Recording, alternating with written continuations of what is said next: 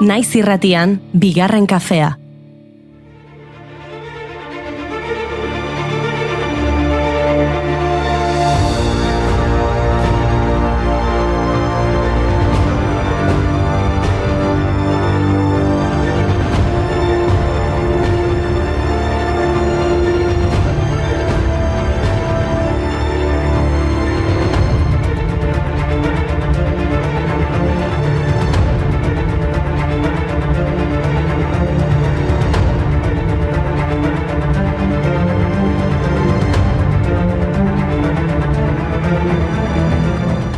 Egun on guztioi, eneko mai, zer moduz gabiltza?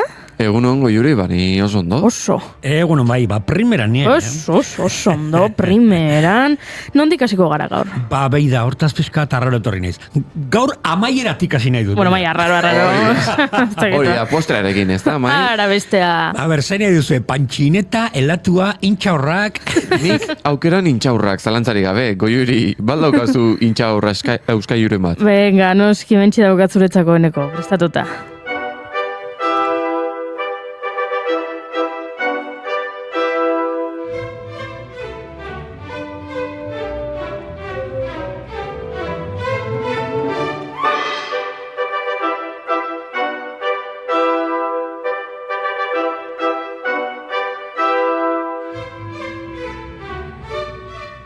Ara, postre ederra hasteko, Mila esker intxaur auskaioagatik, Txaikoski jauna. Ni jarri dizute, ez du Txaikoski jarri, baina venga, bai. Bueno. Pietor Ilich Txaikoski 1883ko azaroaren 6an hil zen San Petersburgon, munduko musikari ospetsuenetakotzat hartzen da errusiar konpositore hau. Baleterako egin zituen lanak dira ezagunenak.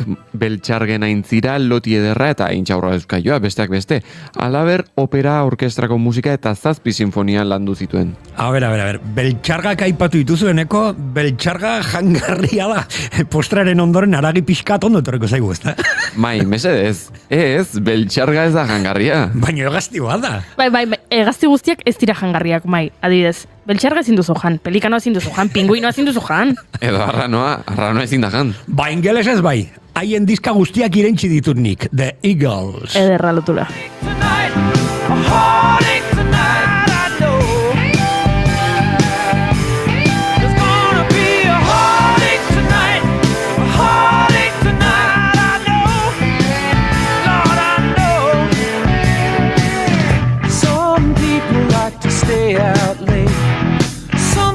Can't hold out that long. Nobody wants to go home now. There's too much going on. Asko gustatu zait lotura, ondo ekarria mai 1958an jaio zen Detroiten Glenn Frey estatubatuar musikari, abeslari eta aktorea. Eagles taldearen kide sortzailea. The Eagles, Glenn Freyen taldea, 1970ko hamarkadako musika talderik arrakastatsuenetariko bat izan zen. Baina galdera bat, mai, The Eaglesen albumak irentzi ondoren, siesta egiten zenuen, ez da? Bainoski, Hotel Californian. Hau, oraingoa txiste txarra izan da, mai. Uste dut, hobea dela menua berriro aztertzea eta zerbait arinagoa hartzea. Arinagoa, adibidez, itxas karramarro airea edo Bruselako haize aparra? Azken hau gustatu egin zait, Belgikako haizeak ekarrita goazen Adolf Saxekin. Adolf Sax, saxofoiaren asmatzailea. Hori da, 1814an gaurko egunez jaio zen Dinanten, Belgikan, Adolf Sax musika tresnen egila eta saxofoien asmatzailea.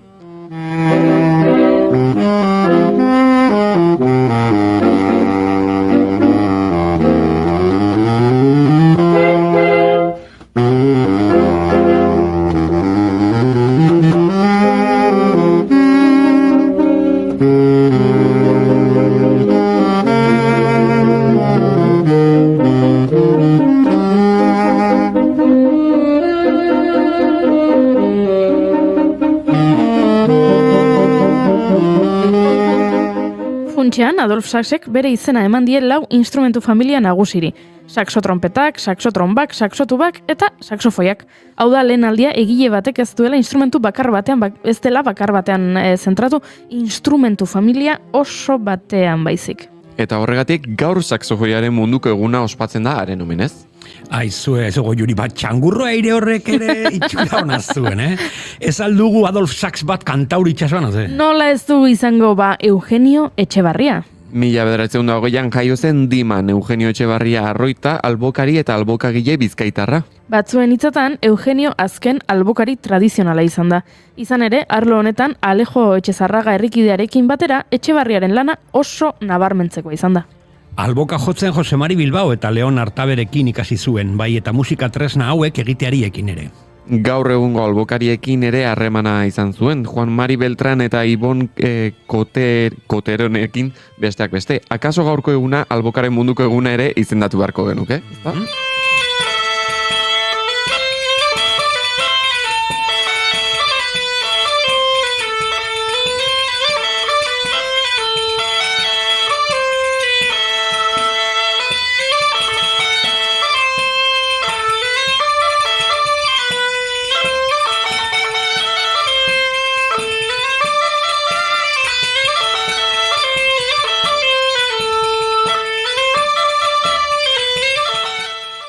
Aizue, menua atzerantz irakurtzen jarraituko dugu?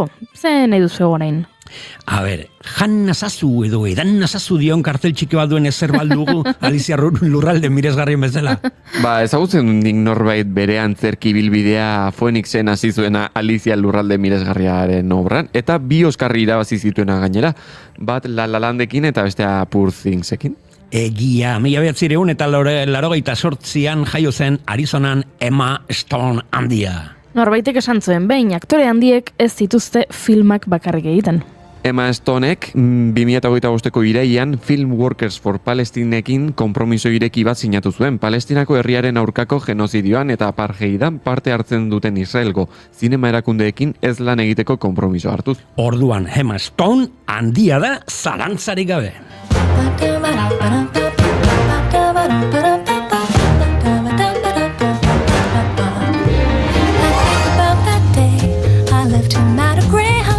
West of Santa Fe. We were 17, but he was sweet and it was true. Still I did what I had to do, 'cause I just knew. Summer Sunday nights, we'd sink into our seats right as they dimmed out all the lights. A technicolor world made out of music and machine. It called me to be on that screen and live inside each scene without a nickel to my name. Aizu eta zer daukagu gaurko alderantzizko menu hau amaitzeko? Noski, lehenengo platera. Claro. Eta ze platera. 50 urte betetzen dira gaur, Sex Pistols taldeak erresumabatuko lehen kontzertua eman zuenetik Londresko St. Martin's School of the Arts End. Hala da, 1975ko gaurko egunean Sex Pistols taldeak bere lehen kontzertua eman zuen. Taldea hasi berria bazen ere, 20 minutuz bakarrik jo zuten borroka bat piztu zelako. Hurrengoa, Bazooka Joe taldeak jo beharko luke. Antza denez, Sex Pistolek talde horrengatik mailegatutako amplifikadoreak mugara eraman zituen, eta ariketa Danny Kaelman, Bazooka Joe taldeko gitarristak, zuntxituko zirelakoan, argindarra moztu zuen kontzertuaren erdian, eta borroka bat piztu zen, haren eta Johnny Rotten abeslariaren artean, eszenatoki gaina, eta borroka, eszenatokitik atzean jarraitu zuen. Ta beste guztia, punk historia da. Lotxagabeak. Don't know what I want, but I know how to get it. I wanna destroy, possibly, 'cause I wanna be anarchy. Now dogs, buddy, anarchy for the UK is coming sometime. Maybe I give a wrong time. Baina badakizu ezer ezin dugula hasi horrela borroka batekin. Zait gustatzen, aperitiboak baitugu ez dakit. Simon & Garfunkel entzuteko aitzakiaren bat adibidez? Nola ez, Goiuri, 1921an jaio zen Berlinen Mike Nichols zinemagilea. Bueno. Mike Nicholsek zuzendari honenaren Oscar saria irabazi zuen The Graduate filmarengatik. Eta ara, Jack, nor entzun dezakegu filmaren soinu bandan? Honenak zarete, Simon & Garfunkel. To Scarborough Fair, parsley, sage, rosemary, and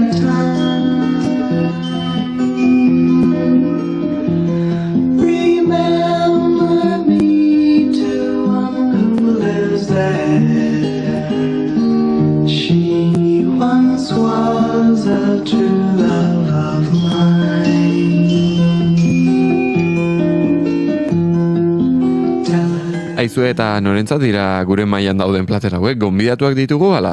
Ezinbesteko gonbidatuak.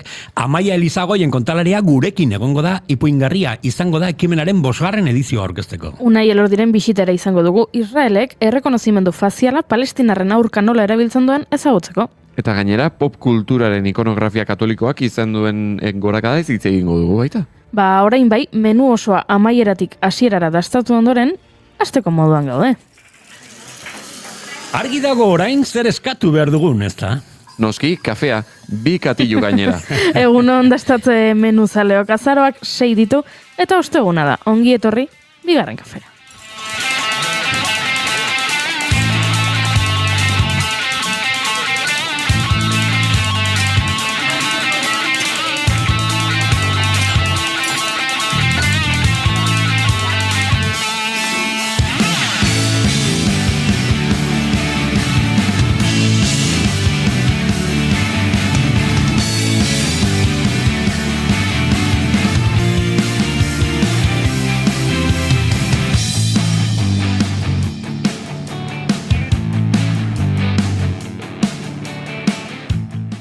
Zuekin, Mai Gorostiaga Pozo.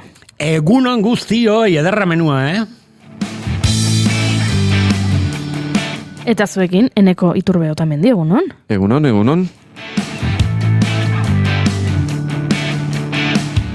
Ni goiuri zeizan handian hauze, eta zuen galderak erantzuteko presnago, zetxatean dagoeneko ikusi dut, asko interesatzen zaidan galdera bat. Ongi etorri, 2. kafera.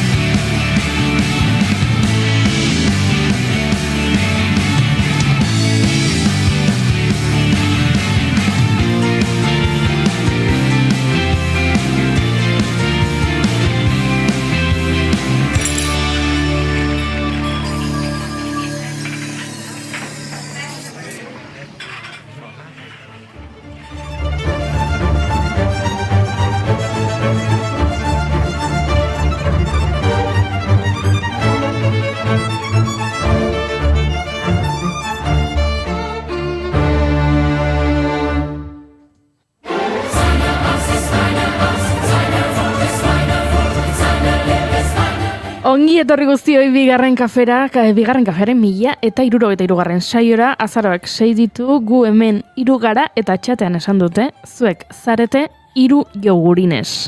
Ba, alaxe gara, zalantzari gabe.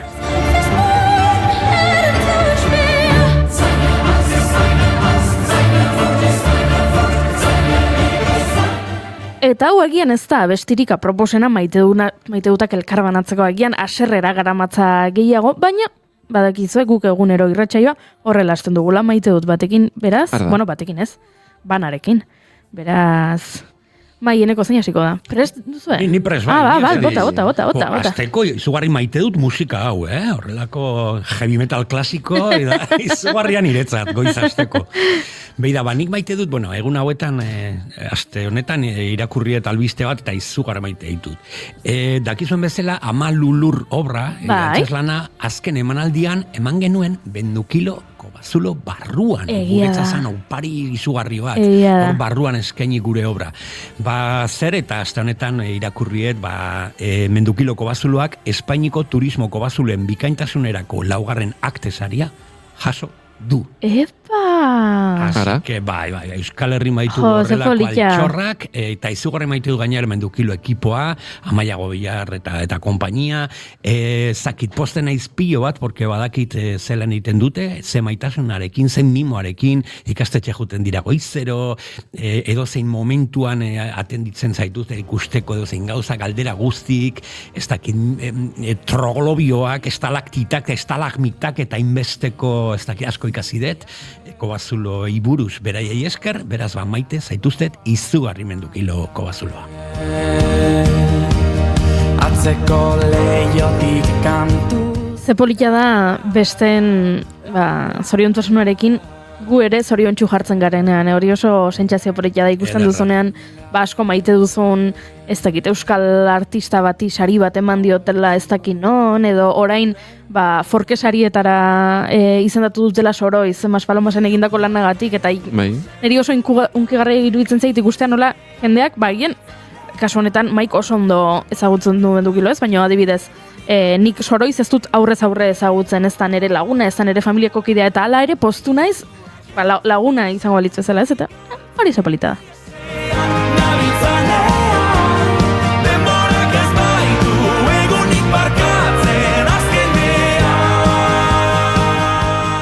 Bueno, egin dute galdera bat oso serioa, Ta galdera da, ea noiz hasi behar dut Gabonetako jertxea janzten. Gabonetan ez da, ni... Eneko. Ez dut uste, porque atza hon nintzen supermerkatun eta ja dut zakit, turroiak, Halloweeneko arropak, ez dakit, Nahastuta. uste duia koloniak daudela, otxaiak amalauerako, eta udaberri badala El Corte Inglesen. Bai, baina, kontua da, Gabonetako, apaingarri hauekin, soilik Gabonetan jartzen badituzu, oso egun gutxi direla. Orduan, ez dakit, etxean zuaitza ere jarri nahi balin baduzu ezin duzu jarri abenduaren 20an, ze gero urtarriaren 6an jakendu egin behar duzu, alenago jarri behar da. Bueno, ni nago horren alde. Neregatik gabonak dira, egun jakin batzuk, eta ez dira ja lehenago prestaketak ez dira hasi behar. Dena dela... Neratikan, abenduak 20an jarri, eta ja urtarriak, ez dakit, 6 azpirako ja denak endu. Gorka, entzun duzu, abenduaren 20 arte, eduki gordeta jertxea, pena bada. Dena dela barkatu baino, niretzat kontzeptu kuriosoa da Gabonetako jertxea. Ez da arizko jertxea edo neguko jertxea, ez da, orduan horrek esan egun, apaingarri, noski edukiko ditu. Zuaitzen bat eduki beharko dula. Tema horrekin... Noski bai, eta ziur gorria edo berdea dela, bai. Men dena asmatuta dago, bai. Minutuak ez du segundurik galtzen iesean nabiltzanean denborak ez baitu egunik barkatzen. Eta zukeneko zer maite duzu? Badakit Gabonak ez dituzura maite, konturatu naiz oraintxe bertan, baina horrez gain zer maite duzu? Ostegunak maite ditut. Ara. Zeni, aurreko baten azaldu nuen. Ostegunetan pintxopotera juten nahizela, eta, asteburu agertu ikusten dudala, eta alde batetik, osteguna maite ditut, eta bestetik, bihar, aspaldiko partez, kontzertu txiki bat ikustera noa. Hau da, toki txiki baten, itxia, eta segurazki ez gera, 40 pertsona baino gehiago egongo, baina alare, ni, maite ditut, olako kontzertuak, ze, orain azken aldian ohituta gaude, toki irikietan, edo makrokontzertuak ikustea, edo,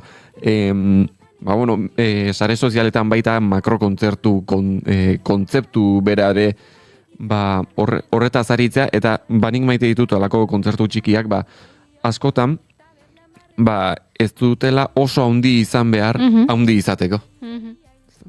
Asko gustatzen zait hori.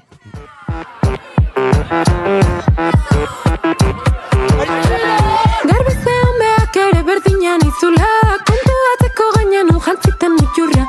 Garbizean beak ere berdinan izula, kontu batzeko gainan jantziten mutxurra. Ai, ze mutilko eskorra. Aizu eta dagoeneko iritsi denez, berari ere bere maite dut galdetu beharko dugu. Egunon, unai elordi dalgo? Egunon... Zuk zer maite duzu? Nahi dudanean, nahi duena egitea. Baina, zanadet. Bai. Beste entzako zerbait ona denean. Gaur, etorri naiz nire alaba guztetik, indet mindfulness pixka bat, hau da, arbolak begiratzen hasi naiz, ikusten, gelditu naiz ni, eta ikusi nola muitu da mundua, eta oso ondo sentitu naiz. Eta kotxean entorrela, esan dut, daukat gogoa zerbait iteko, ze bigarren kafea beti oso ondo portatzen da nerik. Eta orduan, sartu naiz pasteleria batetara, tekara ditu topillak. Eta hori maite dut. nire, ez dakit, nire kariñoa emateko era bat, edo nire maitasuna espresatzeko era bat, izan daiteke ez, egun batean, ez dut esaten beti, horrelako gauzak egiteko, zuri ilusio egiten dizkizuten gauzak, ez, eta jendeak sorpresa zarrapatuko dituen gauzak egitea, eta jazta, ez dauka gehiago. Ez dauka ezer profundoa hori, ez sakona horik, ez ezer ez hori da, bakarrik. Orduan, hor ikusten ditudan opil horiek guretzako dira? Ez dira nire urtebet, ez da nire Ez da zure urtebetetzea. Ez dauka ez zer ikusirik ez zerrekin. Boa, zoragarri iruditzen zait hori. Okurritu zait hori egitea momentu hortan esan entrako, bai ningo, nik uste dut ondo daola. Perfecto, ze handi dia gauza txikik, Bai, zoragarria. Kantuen bidez ulertu gure mundu hau, munduak gulertzen ez gintuenean etorkizuna ginenean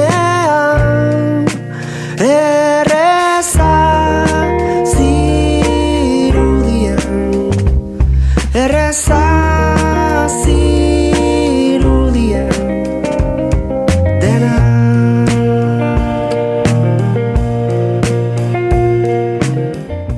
Bani falta naiz, nire maite dut elkar banatzeko zuekin, eta bi ditut. Bat da serioa eta bestea ez, eta serioarekin hasiko naiz. Maite ditut, orokorrean, emakumeen etxeak.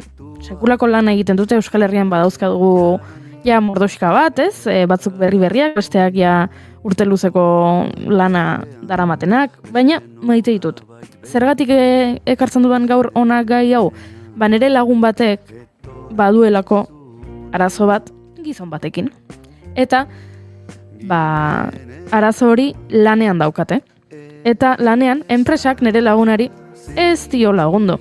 Nire laguna joan da ertzaintzaren gana, eta ertzaintzak ez dio lagundu. Eta ze gertatu da? Erabaki zuela atzo, beste lagun baten gomendioz, Donostiako emakumeren etxera joatea, eta Donostiako emakumeren etxean laguntza eskaini diotela. Beraz, ziur naiz jende askok pentsatzen duela bere herrian edo ikusten duenean horrelako eraikin bat polita eta jartzen duena emakumeen etxea pentsatuko duela. Orain ere, ari dira dirua horrelako tontakerietan gastatzen. Jakin dezazuela ez direla tontakeriak eta beharrezko babeslekuak direla. Erraza zirudien erraza zirudien erraza zirudien. Baina badakizue, nik Lubre ez badut aipatzen, ez udala, berriz ere Goiuri. Bai, berriz ere. Ez udala lasailo egiten, eta gaur nire maiteuta pixka bat giroa lasaitzeko, ze aurretik aipatutakoa agian intentsio izan daiteke, pixkat giro alaiago batean kontatu nahi dizuet, entzungo zenuten honezkero baino sekulako grazia egin dit. Lubreko wifiaren pasaitza. Bai, ikusi dut. Ikusi duzu Elordi. Lubre zen. Lubreko sistemaren pasaitza zen Lubre, hau da. Izugarria iruditzen zait. Wifi, gonbidatuen wifia? Ez, itxita zegoena. Bai. Lubreko sarera sartzeko. Hoi da, Lubreko sarera. Hori bai dela arriskutsua, Oso arriskutsua, eta, klaro, kontua da, orain, badakizu lapurretak egon zirela, eta eski izugarria iruditzen zait, ordan, orain ari direla ikertzen dena, eta ikertu behar dute hori ere bai, eta da, ez wifiarena soilik, bideovigilantzia sistemaren kontraseina zela Lubre. Zeona. Eta orduan, klaro, eske, hasieratik esan dut nik honek pelikula bateko gidoia dirudiela, ez? Egun argiz joan dira lapurrak, sartu dira leiho batetik, eraman dituzte bitxiak, eta desagertu dira, ez? Eta gero agertu da han polizia bat, inspektore bat, pixka bat, aktore baten antza duena, eta orain, Lubre dela kontraseina. Gozat esan behar dizuet. Hori oso erreza orduan jakeatzeko, zu konektatzen zea Lubreko sarera, ikusten dezu lista batean IP desberdin dauen, ikusten dezu zeintzuk daukaten CCTV baten Mac bat, eta zuzenean dakizu nora sartu. Hau da, tori etxeko giltza, sartu lasai. Oso ondo dago hori, Kurioso, bueno, nik irakurri eta zenetan George Clooneyk egin nahi dula pelikula bat zea honi buruz, eta nik gomendio bat eman nahi diot, Georgei gidoia idazteko mesedez goiuriri deitu. Hori da.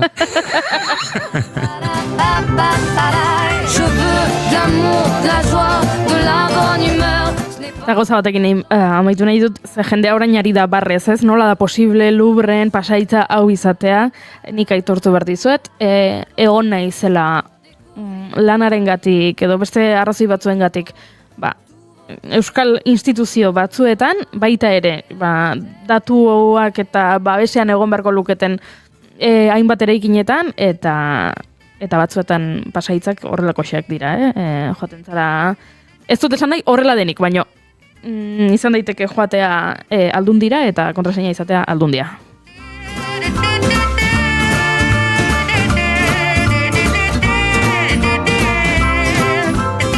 Eta teknologiarekin zerikusia duen maite dut honekin joango gara teknologiaren inguruan hitz egitera.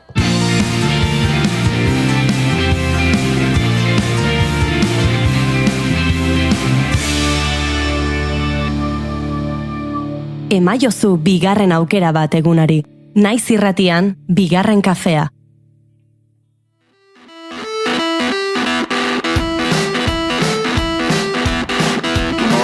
It's not fair.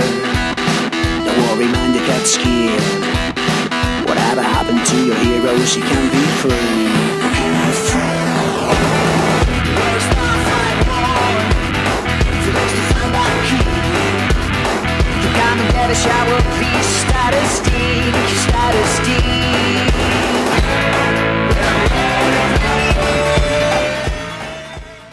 Errusiak Ukraina berrera ikitzea ordaindu behar duela errepikatu duzu. Israelek Gaza berrera ikitzea ordaindu behar aldu, ia zerrenda osoa suntsitu duelako. Galdera hori egin zuen Gabriel Nuntziatik kazetari italiarrak urrian Europako batzordeko bozeramaile baten prentsaurrekoan. Eta ze gertatu da? Balanetik bota dutela. Kaleratu egin duela Nova albiste agentziak. Antza denez, galdera lekuz kanpo zegoen.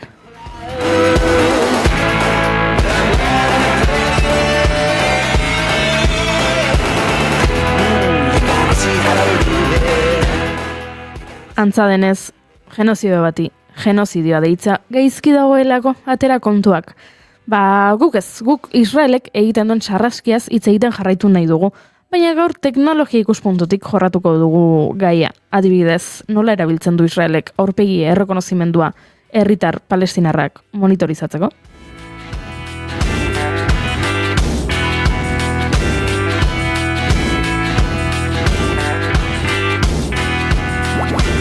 Eta horretarako nola ez, Unai Elordi Hidalgo dago gurean eta berarentzat lehenengo galdera. Nola erabiltzen duen baino, galdera da erabiltzen duen ala ez.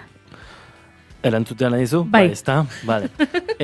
Nik esango nuke oraindik hor dagoela, ez? 2023tik esango nuke dagoela martxan, nik uste eta referentzi bezala hartu zuela telefono zeitzen ditzen markatu. Eta justa ipatzen atatzen. Bueno, kontua da, 2023tik bai egia dela hau erabiltzen ari dira, eta nik uste eta referentzia bezala hartu zutela Txinako aurpegi ezagutza sistema. Bai, eta askotan teknologia zitzaiten deunean, ez? Dena iruditzen zaigu dela oso pomposoa izan bardula, ez? Eta dena dabila oso ondo, baina egia da, segun ze eskuetan eroitzen dian, bai ikusten dela egin daitekela erabilera abusibo bat, eta batez ere erabilera oso doitu bat, esan nahi. Eta da, nahiz da sistemak ez funtzionatu uneko batean, Israel zapaltzaile izategatik Palestinarekin azkenean berdin zaio sistemak ere faiatzea. Hau da, han bertan dauden segurtasuneko langile edo poliziak erabaki txar bat hartzen badu, nolabait konfunditu egin delako, ez du hainbeste importa. Eta hor dator pixkat ez, sarraski hori edo abuso hori, ez da, nolabait Palestinoak Zisjordanian batez ere daude egoera zalgorri batean, ez, azkenean nizakit gehiegi, ez, azkenean Mikel Aiestaran liburuak irakurtzen ditut eta pentsatzen dut badakitela zerbait Gazari buruz, ez. Eta orduan nolabait nire buruan egin dut horrelako mapa bat, bai, teknologia aldetik ze nolako erreza izan ziteken, erreza, behintzat diseinua zela zai izango, eta beste alde batetik nola dagoen dena organizatuta, ez, Zagureke hitz gutxitan esan da, nolabait Zisjordania bai dagoela inguratuta nolabait, ez? Israeleko muga daukan tokietan, kibut desberdinetan, eta horren azkenean, bueno, palestinarrek apartheid egoera horrengatik, beti izan dituzte eskubide gutxiago, ezta? Orduan, nola bermatu dezakegu pertsona bat palestinarra edo israeldarra den? Bueno, jarri dezakezu mugan, ez? Zure identifikazio txartel bat erabiltzea horretarako, edo egin dezakezu sistema askoz gehiago automatizatu, bai? Eta gero, automatizatu duzun sistema hori zure datu base erraldoi batekin erabili.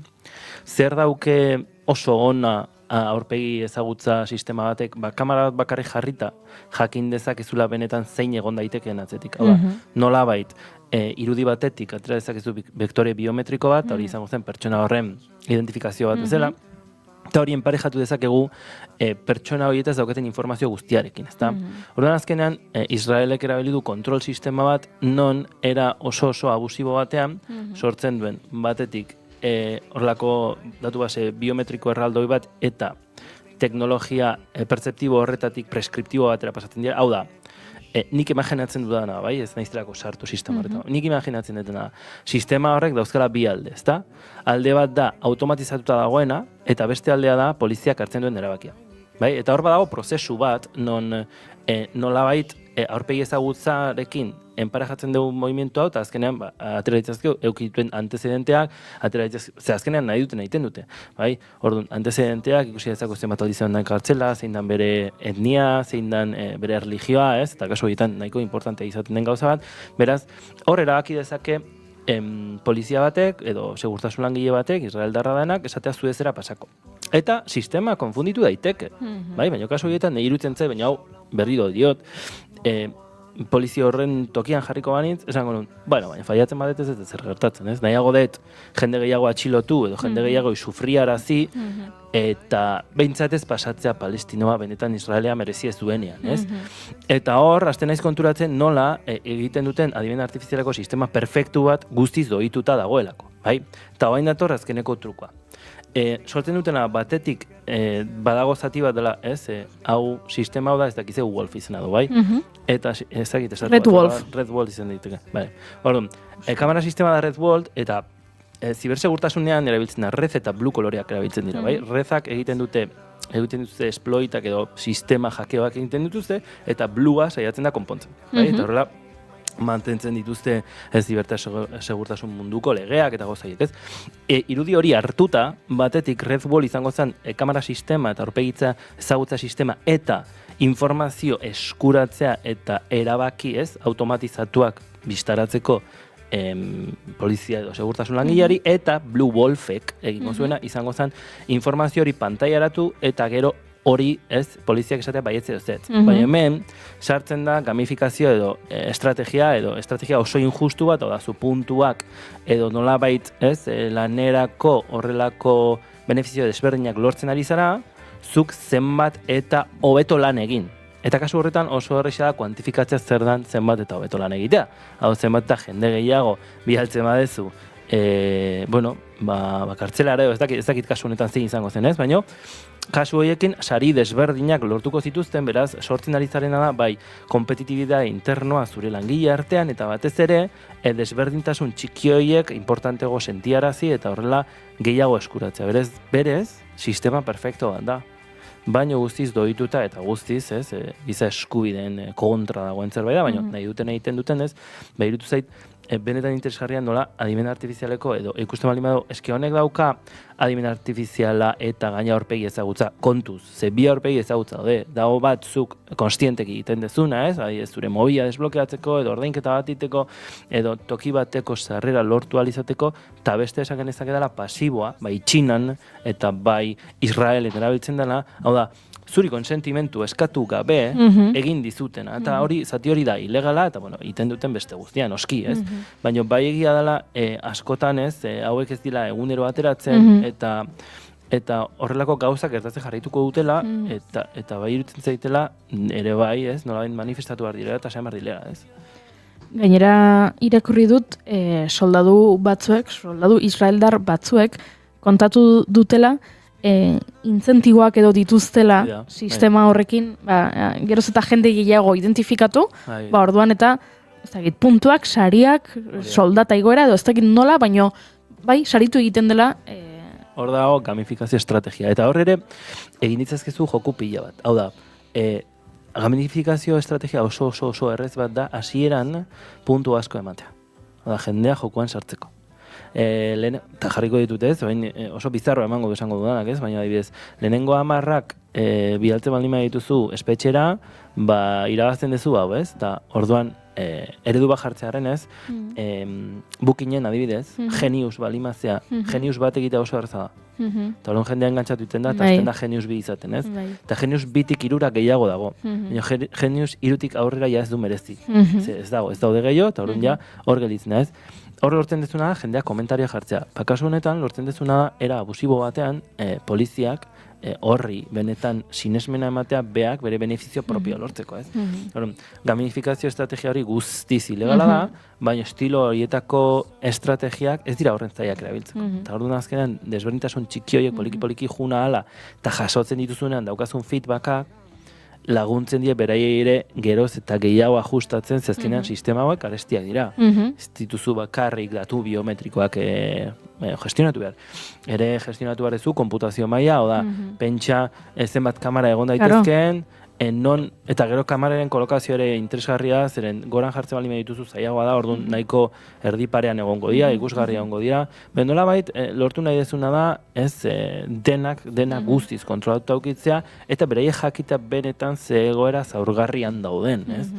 Eta hor bai iruditzen zaitela, ez, askotan irakurtzen dugu, liburuetan, ez, daukezulako aukera egoteko, ez daukezulako beti aukera han egon den jendearekin hitz egiteko, liburuetan irakurtzen dezun, ez, apartheid sistema hori, nola teknologiarekin ere egiten duten, eta garbi asko esaten duten, eta galdetzen diozu adimen artifizial generatiba hori, eta zuzenean esaten dizu, gertatzen dena, ez? Azkenean, nolabait esan nahi ez dagoela, ozula ematen behintzat, adimen artifiziala ere doituta dagoenik. Horrelako gauzak ikusteko, ez? Agian igual DeepSeekek hori ez dizu esango, ez? Txinakoa delako. Kasu honetan, igual da, izango da, estatu batako adimen artifizialak izaten dialako, baina oraindik ez dituzte moztu.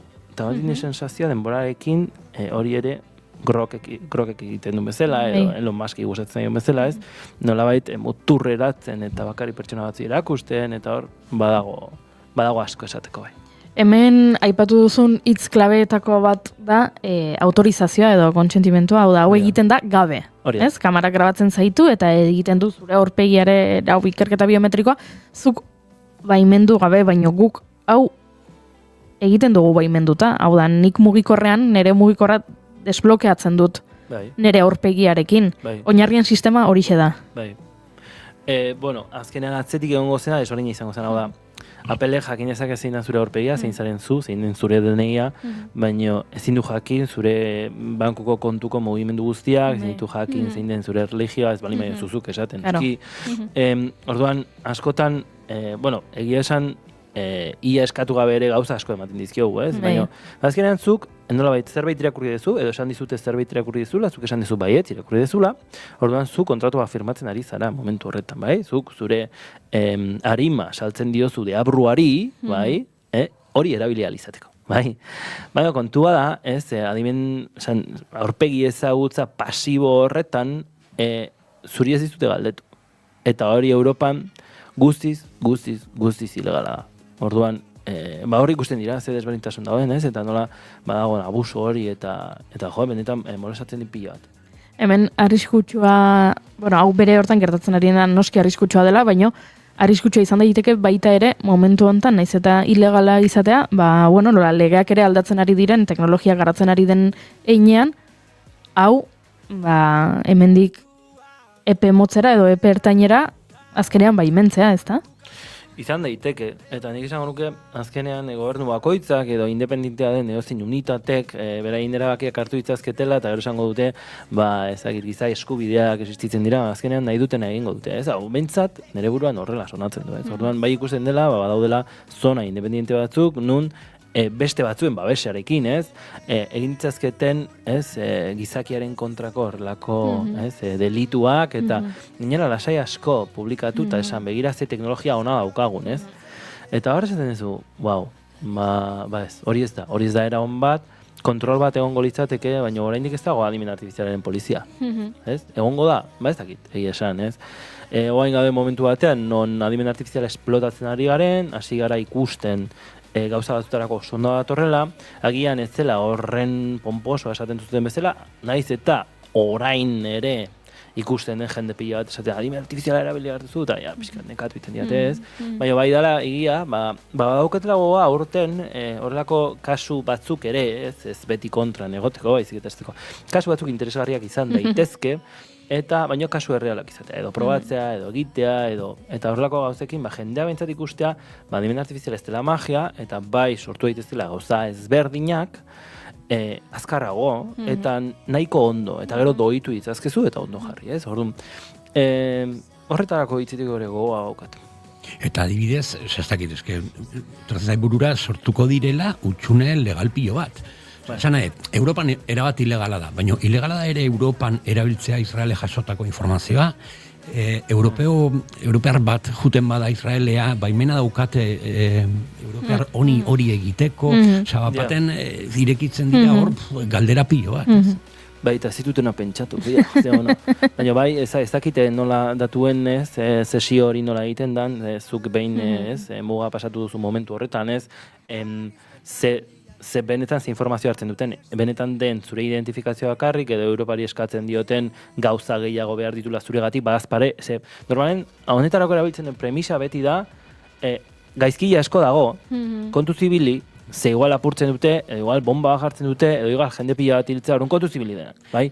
Eta premisa horren barruan, gero egiten dute, nahi dutena, eta hori da guk utzi behar ez deuna, ez? Eta guk benetan baloratu zer nahi deun. Segurtasun kontzeptu hori nola ulertzen deu, ze askotan bombardeatuta gaudenean, adibidez, oso urrutira joan gabe, eske bestela, 12 arte egon ez zuten, ez? Baina, Segi. alarman, kriston anuntzio pila duen momentu hauetan, Bai, etxean jarri alarma, ze bestela sartuko zaizkizu. Bai edo bai, jarri berezu, bai edo bai, argia da, sartu daitekela jendea zure etxera, hori egia da. Baina zergatik errepikatzen da inbeste, azkenean buruan sartzen zaizulako, eta ia zure lagunak badauka, eta orduan zuk ere eukin nahi duzu, eta orduan hor sartzen dira gauza desberdinak, ez? Orduan, iruditzen zait urgentzia edo superkonsumismo horren barruan sartzeko gogoa dagoela, egia da, enpresak negozia egiteko daudela, segurtasunak asko saltzen du, segurtasuna beldurra delako, eta orduan premisa horrekin egiten da nahi dana, eta pixka bat kontu zibili behar dugu horrelako gauzak oso era ferbientean esaten bali maiteu, pixka kontu zibili behar duela zertan egian, ez? Eta ze arrisku maila daukagun, ez? Lapurreta bat Tolosan egon delako esan nahi du Tolosa toki seguru bat dela, edo ez? Baina horrekin gelditzen gara. Orduan, esango nion entzuregoari eta batez ere gizateria osoari entzuten ditunean gauzak, entzuteko, batez ere gogo eta sakon bat egiteko, baina lehenengoan ez beldurtzeko. Eta erresistentzia pixka bat egin behar dugula. Zaitortu behar dizuet, nik kezkatuta nagoela pixka bat paradigma aldaketa honekin nik gaztegoan nintzenean, nerabean nintzenean, 18 urte nituenean adibidez, geneukan gure inguruan edo gu gazteok sentitzen genuen kamarekiko sekulako erresistentzia. Hau da, kalean kamera jarri dituzte, edo ertzainak edo udaletxeak edo dana dalakoak hemen kamera gehiago. Eta guk sentitu izan duguna beti izan da, kamara hau, zertarako ez ditugu hainbeste kamara nahi, ez dugu sentitu nahi, ez gara sentitu nahi kontrolatuak. Hain zelatatuta, ez da? Hain zelatatuta.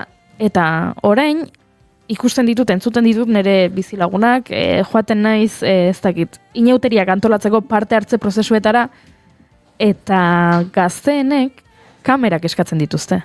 Eta eskatzen dizkiete udaletxeari, eta ertzainari, eta udaltzaingoari, eta sartzen naiz Facebooken eta nire herriko komunitatean eta komentarioak hoixek dira. Non daude, kamera gehiago behar ditugu, presentzia polizial gehiago behar dugu eta harrituta nago, ze guk justu kontrakoa pentsatzen genuen, baina orain nahi dituzte kamarak eta nolabait sinestu dute, norbaitek sinesatarazi die, kamera gehiago balin badaude kalean, beraiek seguruago bizi direla, eta horrek ezkatzen nau, ze horrek esan nahi du, aukera gehiago daudela kamera jartzeko, erresistentzia gutxiago egongo dela, eta orduan bidea zabaltzen diogula horri. Ez dakit zer pentsatzen duzen horren inguruan, baina bai kezkatuta nagoela paradigma aldaketa honekin. Ni badaukot gogoa zerbait esateko kasu horretan. Ze, azken horrelako ez, soluzio bat proposatzen duzu momentuan, ematen du soluzio definitiboa dela, baina horrek ez du aldatuko. Azkenean ingurune batean, jende desberdinekin bizi zarenan beti egongo dira arazoak. Kamarak ez dituzte arazoak kenduko. Izan daitezke disuasorioak eta izan daitezke inposatu diren gauza desberdinak, ez? Baina agian gazteak ere sinistu dute diskurtso hori, presentzia polizial gehiago dagoelako edo kamara gehiago dagoelako seguro egongo diala, baina zelatatuago ere badaude. Zer gertatzen da, zu TikToken bideoa grabatzen dezun momentuan, pentsatzen zure ordenagailuan dela, baina hori gezurra da. Orduan, ni nahetena jendea jakitea, zerbait grabatzen duten bere mobilen, zerbait duten kamera baten, ez balin bada memoria lokal batean gelditzen, ez da zurea. Beste batzuk ere badaukate, eta nahi duten egin dezakete, eta ez da horren erreza hori erabiltza. Orduan, beste pertsona batzun esku ustea eta pentsatzea segurtasun sistemak oso segurea dira, eta, bueno, ulertu dezaket alde batean, eta momentu batzuetan erabili daiteke. Baino ez nuke erabiliko, ez eskusa bezala, ez, edo aitzakia bezala, ez gaudena kamaraz betetzeko, bai. Nik uste pedagogia sozial asko zubea dela, kamarak baino ulergarria da, bildur handia dagoenez, eta eskoletan eskatzen ari dira ere. Eta etortzen dira horrelako zirkularra, zer iruditzen, kamara gehiago jartzen badira eskolan, ostras. Eskolan kanpoan edo klasean bertan? Pasilloetan, ekiditzeko ez dakiz zer gauzak, bildur horrekin, baino baita ere esaten ostras, baino gogorra ez. Bai, niri kezkatuta nago, eta gainera, eta agian beste meloi bada, baino ni banabil orain hipoteka bila prozesu horretan, ez? Ja, entzulei esarien, etxe zaldatuko naizela, eta ja nazkatuta egongo dira, baina, bueno, asko ikasten ari naiz, ze egia da, zerotik ikasten zarela, ez? Orokorrean, hipoteka bat eskatu nahi duzunean, orokorrean hau ez delako egunero egiten duzun salerosketa bat, edo bueno, ni bezala jende asko ez daukalako, ezagutza finantziero hori, eta banku batek, nik sentitu dut, bankuaren helburua beldurra sartzea zela. Eta hipoteka saldu nahi dizun bitartean, kamarak eta segurtasun sistema bat saldu. Eta horretarako egiten dizute beldurra sartu. Eta oso momentu zaurgarria da, zezu joaten zara, zuk zero jakintza daukazu, jakituria daukazu gai honen inguruan. Eta joaten zara, euneko jakintza duen pertsona baten gana. Eta orduan ja, sekulako arrakala dago bilera horretan. Eta gainera, euneko jakintza hori duen pertsona, hasten bolin bazaizu, hizketan, lapurretaz, zure etxea, zure gastu handi egingo duzu, zure lehenengo etxea, zure betirako etxea, eta klaro ez duzu nahi inor sartzea, noski, zeinek nahi du hori. Eta sartzen dizute horrelako mezu bat, zu entzutera joan zara, eta ni pixka bat nahiko zurruna naizelako horrelako mezuen aurrean, baino pentsatzen dut jende askori azpijoko horren bitartez sartuko diotela trampa, eta jende asko aterako dela banku horretatik segurtasun sistema bat kontratatuta, kamarak, alarmak eta dana dalakoa beldurra sartu diotelako. Era bat, ipateko gaizkile pilo bat dagoela, eta lagun batek beti esaten nahi, kajeroa juten naiz, eta ez kontuz atzetik inorrez ikusteko, eta hori, da gero barrun sartu eta boligrafoa dago soka batekin, ez? Hemen zein da gaizkilea, ez? Horrelako kontuak gaur unai elordirekin, unai, eskerrik asko. Zuei. Oso gustora egon gara, eta gainera, unai, esan behar dizut, asko gustatzen zaidala nola oreka topatzen duzun, ez? Gai honekin oso zaila da, edo mezua ez izatea teknologia edo adimen artifiziala demonizatu behar da, edo guztiz kontrakoa erabili behar duzu denetarako adimen artifiziala, eta zu egiten duzu bien arteko horreka oso txukuna, edaz? Zienik ez dirua, nahi. Motorrak beti ematen dute dirua. Erdibideak ez. Aian hor dago gakoa, eskerrik asko nahi.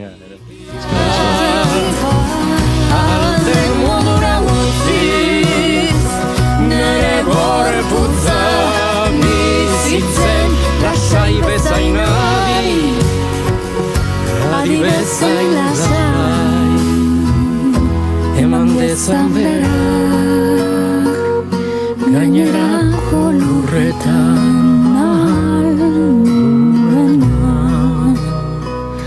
gainerako lurretan.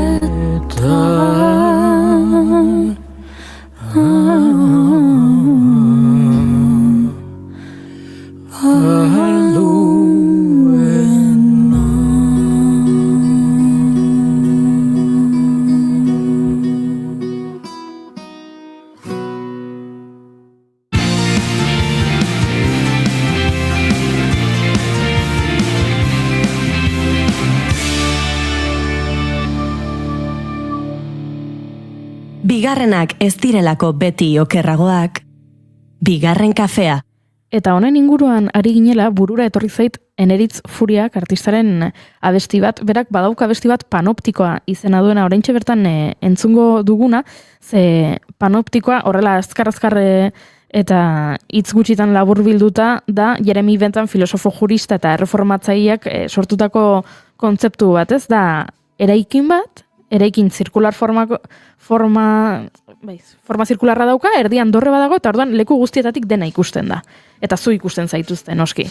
Eta kontzeptu horretatik abiatuta, ez, espetxe perfektuaren diseinu horretatik abiatuta, Eneritzek egin zuen abesti bat, Panoptikoa deitu zion, eta Unai Elordik ekarri digun gaiarekin oso bat datorrenez, horixe entzuten emango ditugu hurrengo minutuak. Inork zelatan dezan zenbakirik gabeko deiak eta hotxak ez dizu deus esan zatuz berri zen laren bape xera astero zazpiegun hogeita lau ordu zabalik da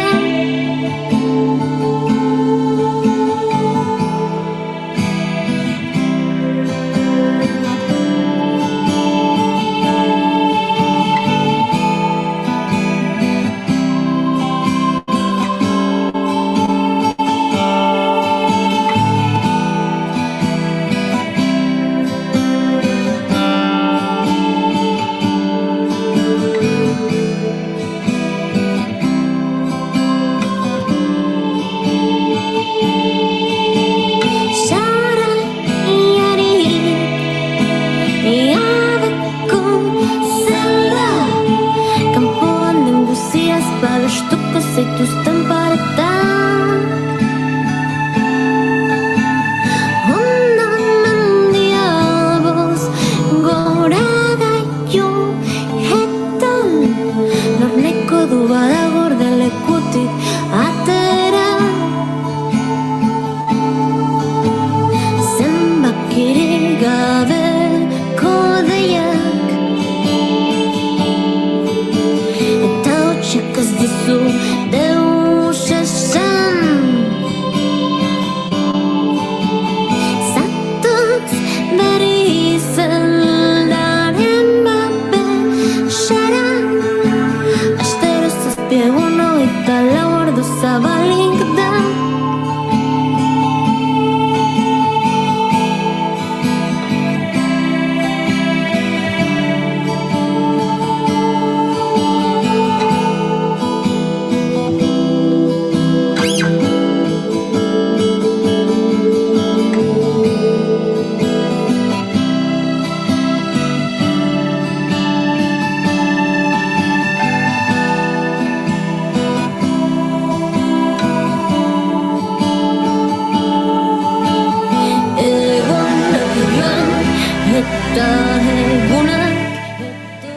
Eta Eneritz Furiak entzuten iritsi zaizkigu goizeko 11ak, beraz azken ordua ezagutzera berdugu Nainzeko estudio zentraletara, bertan bai daukagu Garazi Castaño lankidea, esan bezala zuekin, azken ordua elkarbanatzeko prest, egunon Garazi.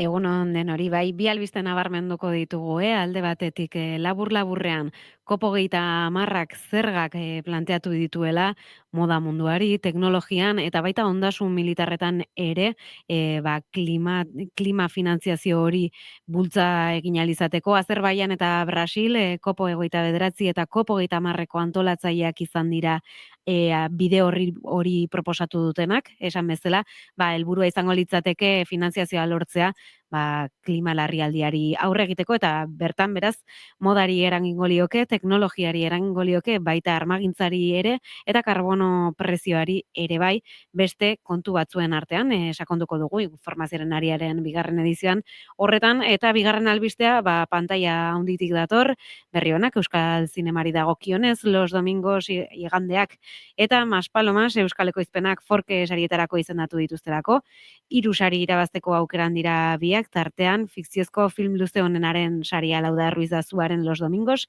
eta Jose Maria Goenaga eta Aitor Arregiren Mas Palomas filmak dira, beraz, esan bezala, kategoria nagusian lehian arituko dira, Miriam Garloren Sorda pelikularekin, baita Oliver Laxerren Sirate entzutetxuarekin ere bai, baina, bueno, ez dira euskal izen bakarrak, aipatu behar ditugu ere dekoratua Uniko Bilbotar Estudioaren ekoizpena, Irusoinokek produzitutako La Misteriosa, La Misteriosa Mirada del Flamenco film luzea, eta Eloi de la Iglesia, eta Adicto al Cine, Gaizka Urrestiren dokumentala ere izendatu dute, beraz, bueno, albiste honak behintzat izendapenetan goiuri ikusi beharko, zer gertatzen da ostean, informazio praktikoari dagokionez, trafikoa lasai dugu hori bai.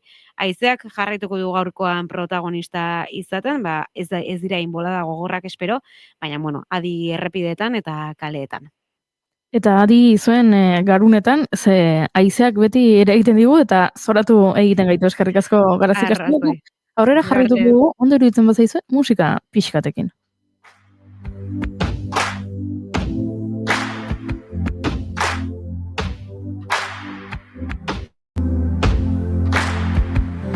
Her name was Kitty, made her money being pretty and witty.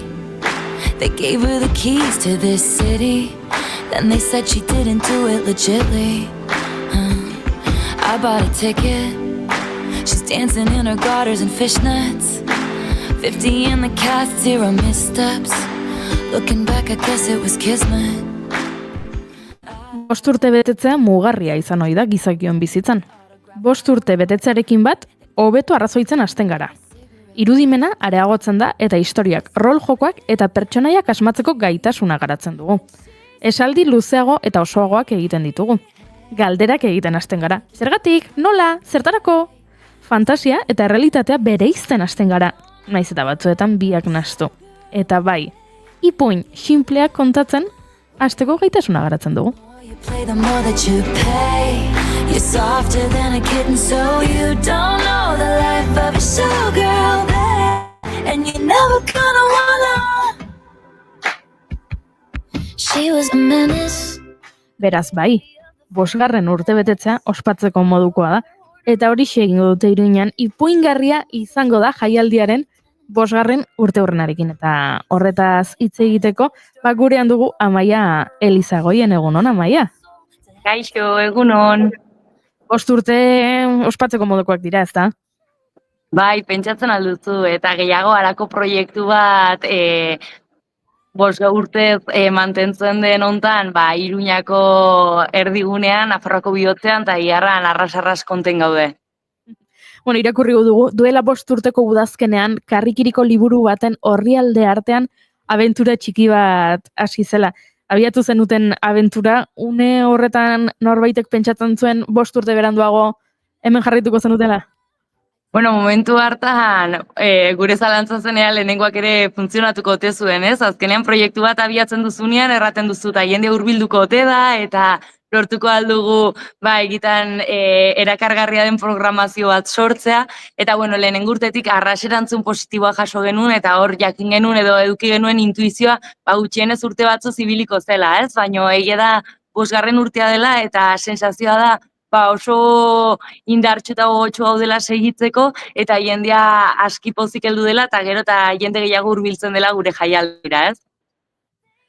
Ze ederra horrela hasi eta jarraitzen duenean, horrelako proiektu batek, ze horretarako behar da babesa, behar da laguntza eta behar da lana eta orduak sartu daudena prestatzen, ze agian kontsumitzaileak edo ez da konturatzen, hemen hau olako zerbait antolatzeko ordu asko sartu behar direla, Amaia. Hala da, ezagin ere begizulotan sumatzen duzuen, baina azkenean profesionalak koordinatzeaz gain, eskolak koordinatu behar dira, espazioak koordinatu behar dira, diru laguntzak, eta azkenean, publizitateak, komunikazio lanekin, zuek bakizu honen inguruan, ordu haunitzu baten dira, baina egia da, ondotikan egun hauek iristean eta kustean aurrek eta helduek zenbat gozatzen duten, pixketatzen zen zaizula, kibeletik indako lan guzti eta pasatuzun, estres momentu horiek, ez?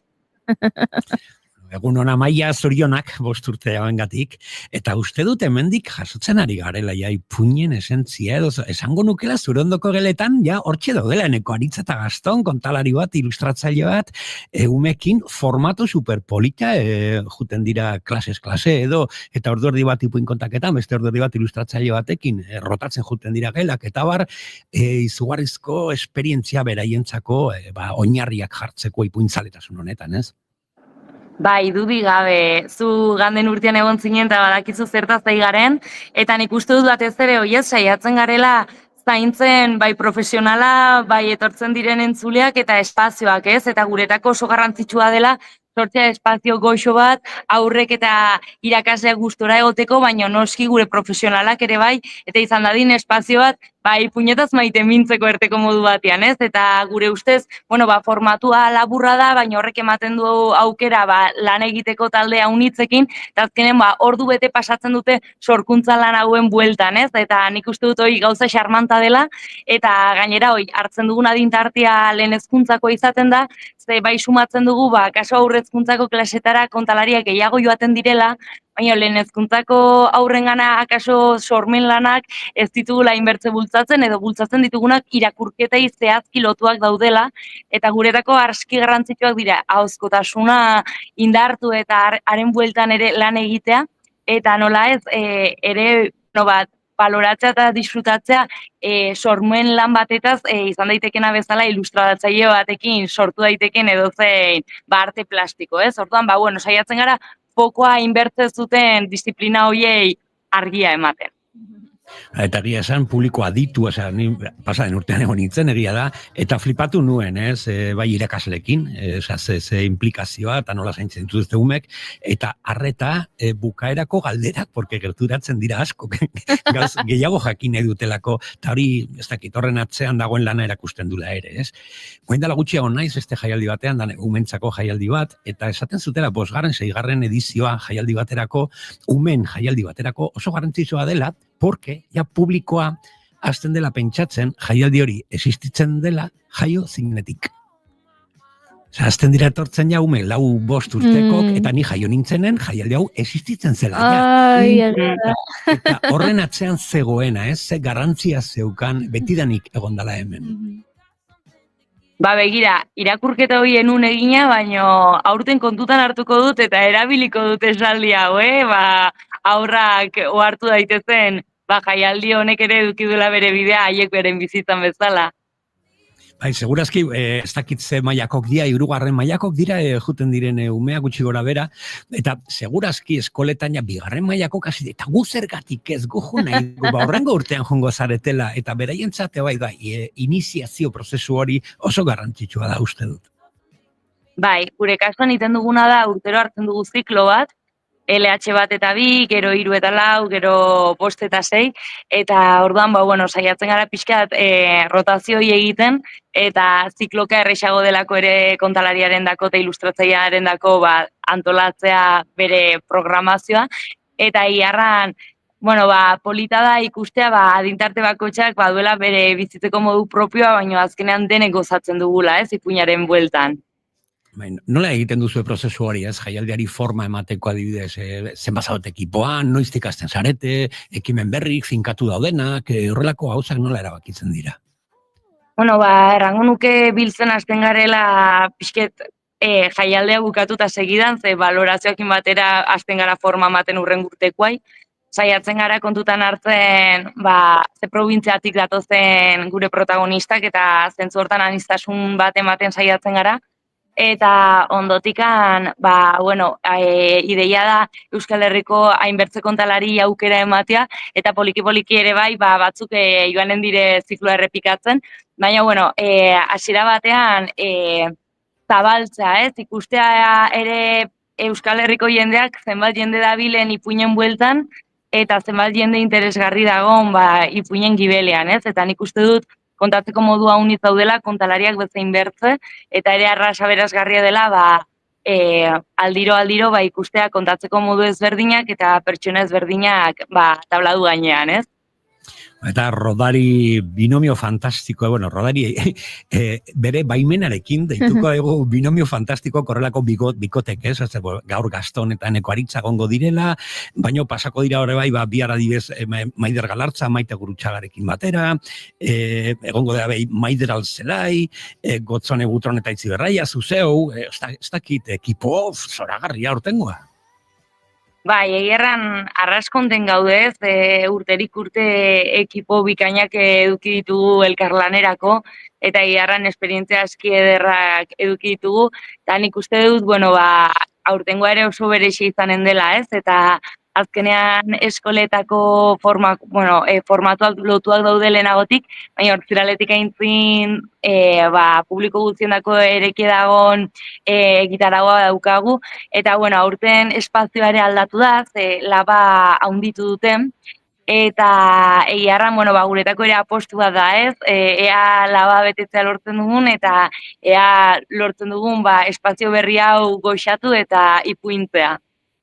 Gainera, niari nintzen pentsatzen ez, Maik esan duela, egongo dira umeak, esaten dutenak, ni jaio aurretik existitzen zen jaialdi hau, baina labara joaten denak larun batean Arratsaleko 7:30 ongi etorri kontaketa musikatua entzutera, esango du, nere garaian etzen existitzen, eta hoxala existitu izan balitz, hemen, helduek ere gure lekua izango dugu jaialdi honetan. Bai, hasieratik oso argi genuen aurren dako egonen zirela inbertzekintza, baino helduen kontaketa bultzatu behar genula, ze Iruñan horren aldeko utxune bat sumatzen genuen ikaragarria, zelako programatzen ia helduen dako saiorik, eta dena erran bar, orainik hori da kaso gehien indartzea falta zaigun esparrua, baino hala ere erabaki dugu mantenduko ditugula hortziraleko eta larun bateko helduen saioak, ze konbentzitu da gaude hurbiltzen den arek edukiko duela bueltatzeko gogoa, eta, uste dut garai hauetan zeinetan dena doan hain azkar eta denak bizigaren pantaila bati begira helduek ere ezinbertzekoa dugula tarte bat hartu norbaiten aintzinean jarri eta entzutekoa, ez? Eta bidea kolektibo bat egitekoa. And if I'm turning blue, please don't save me. Nothing left to lose without my baby. Ikuskizunak errepasatzen, eta ikuskizunak edo ekitaldik, liburu aurkezpena beti egiten duzu aposturen bate bai, liburuen aurkezpenekin, aurten bai ekiribil taldeak, izugarezko antzesla musikatua ere, ipuinekin lotuta, nola ez, berazgarria, ez dia bakarrik kontalaritza edo ilustratzaile baizik, eta, ikuskizun ekitaldi ezberdinak ere. Bai, hala da. Azkenean, guretako garrantzitsua da aur literatura aurrengana hurbiltzea eta ere bai, pixkat kontzientzia hori zabaltzea, ze garrantzitsua den aurrei eskaintzen diegun material literarioa kalitatezko izatea, euskaraz izatea eta egitan eskaintzea tarte bat irakurketa horri ere, ez? Ze garrantzitsua da aurrek irakurtzea, baina garrantzitsua da ere bai tarte hori aurrekin elkarbanatzea eta hartzea ere bai espazioa aurrei irakurtzeko naiz eta irakurtzen haiek jakin, konpartitzekoa, ez?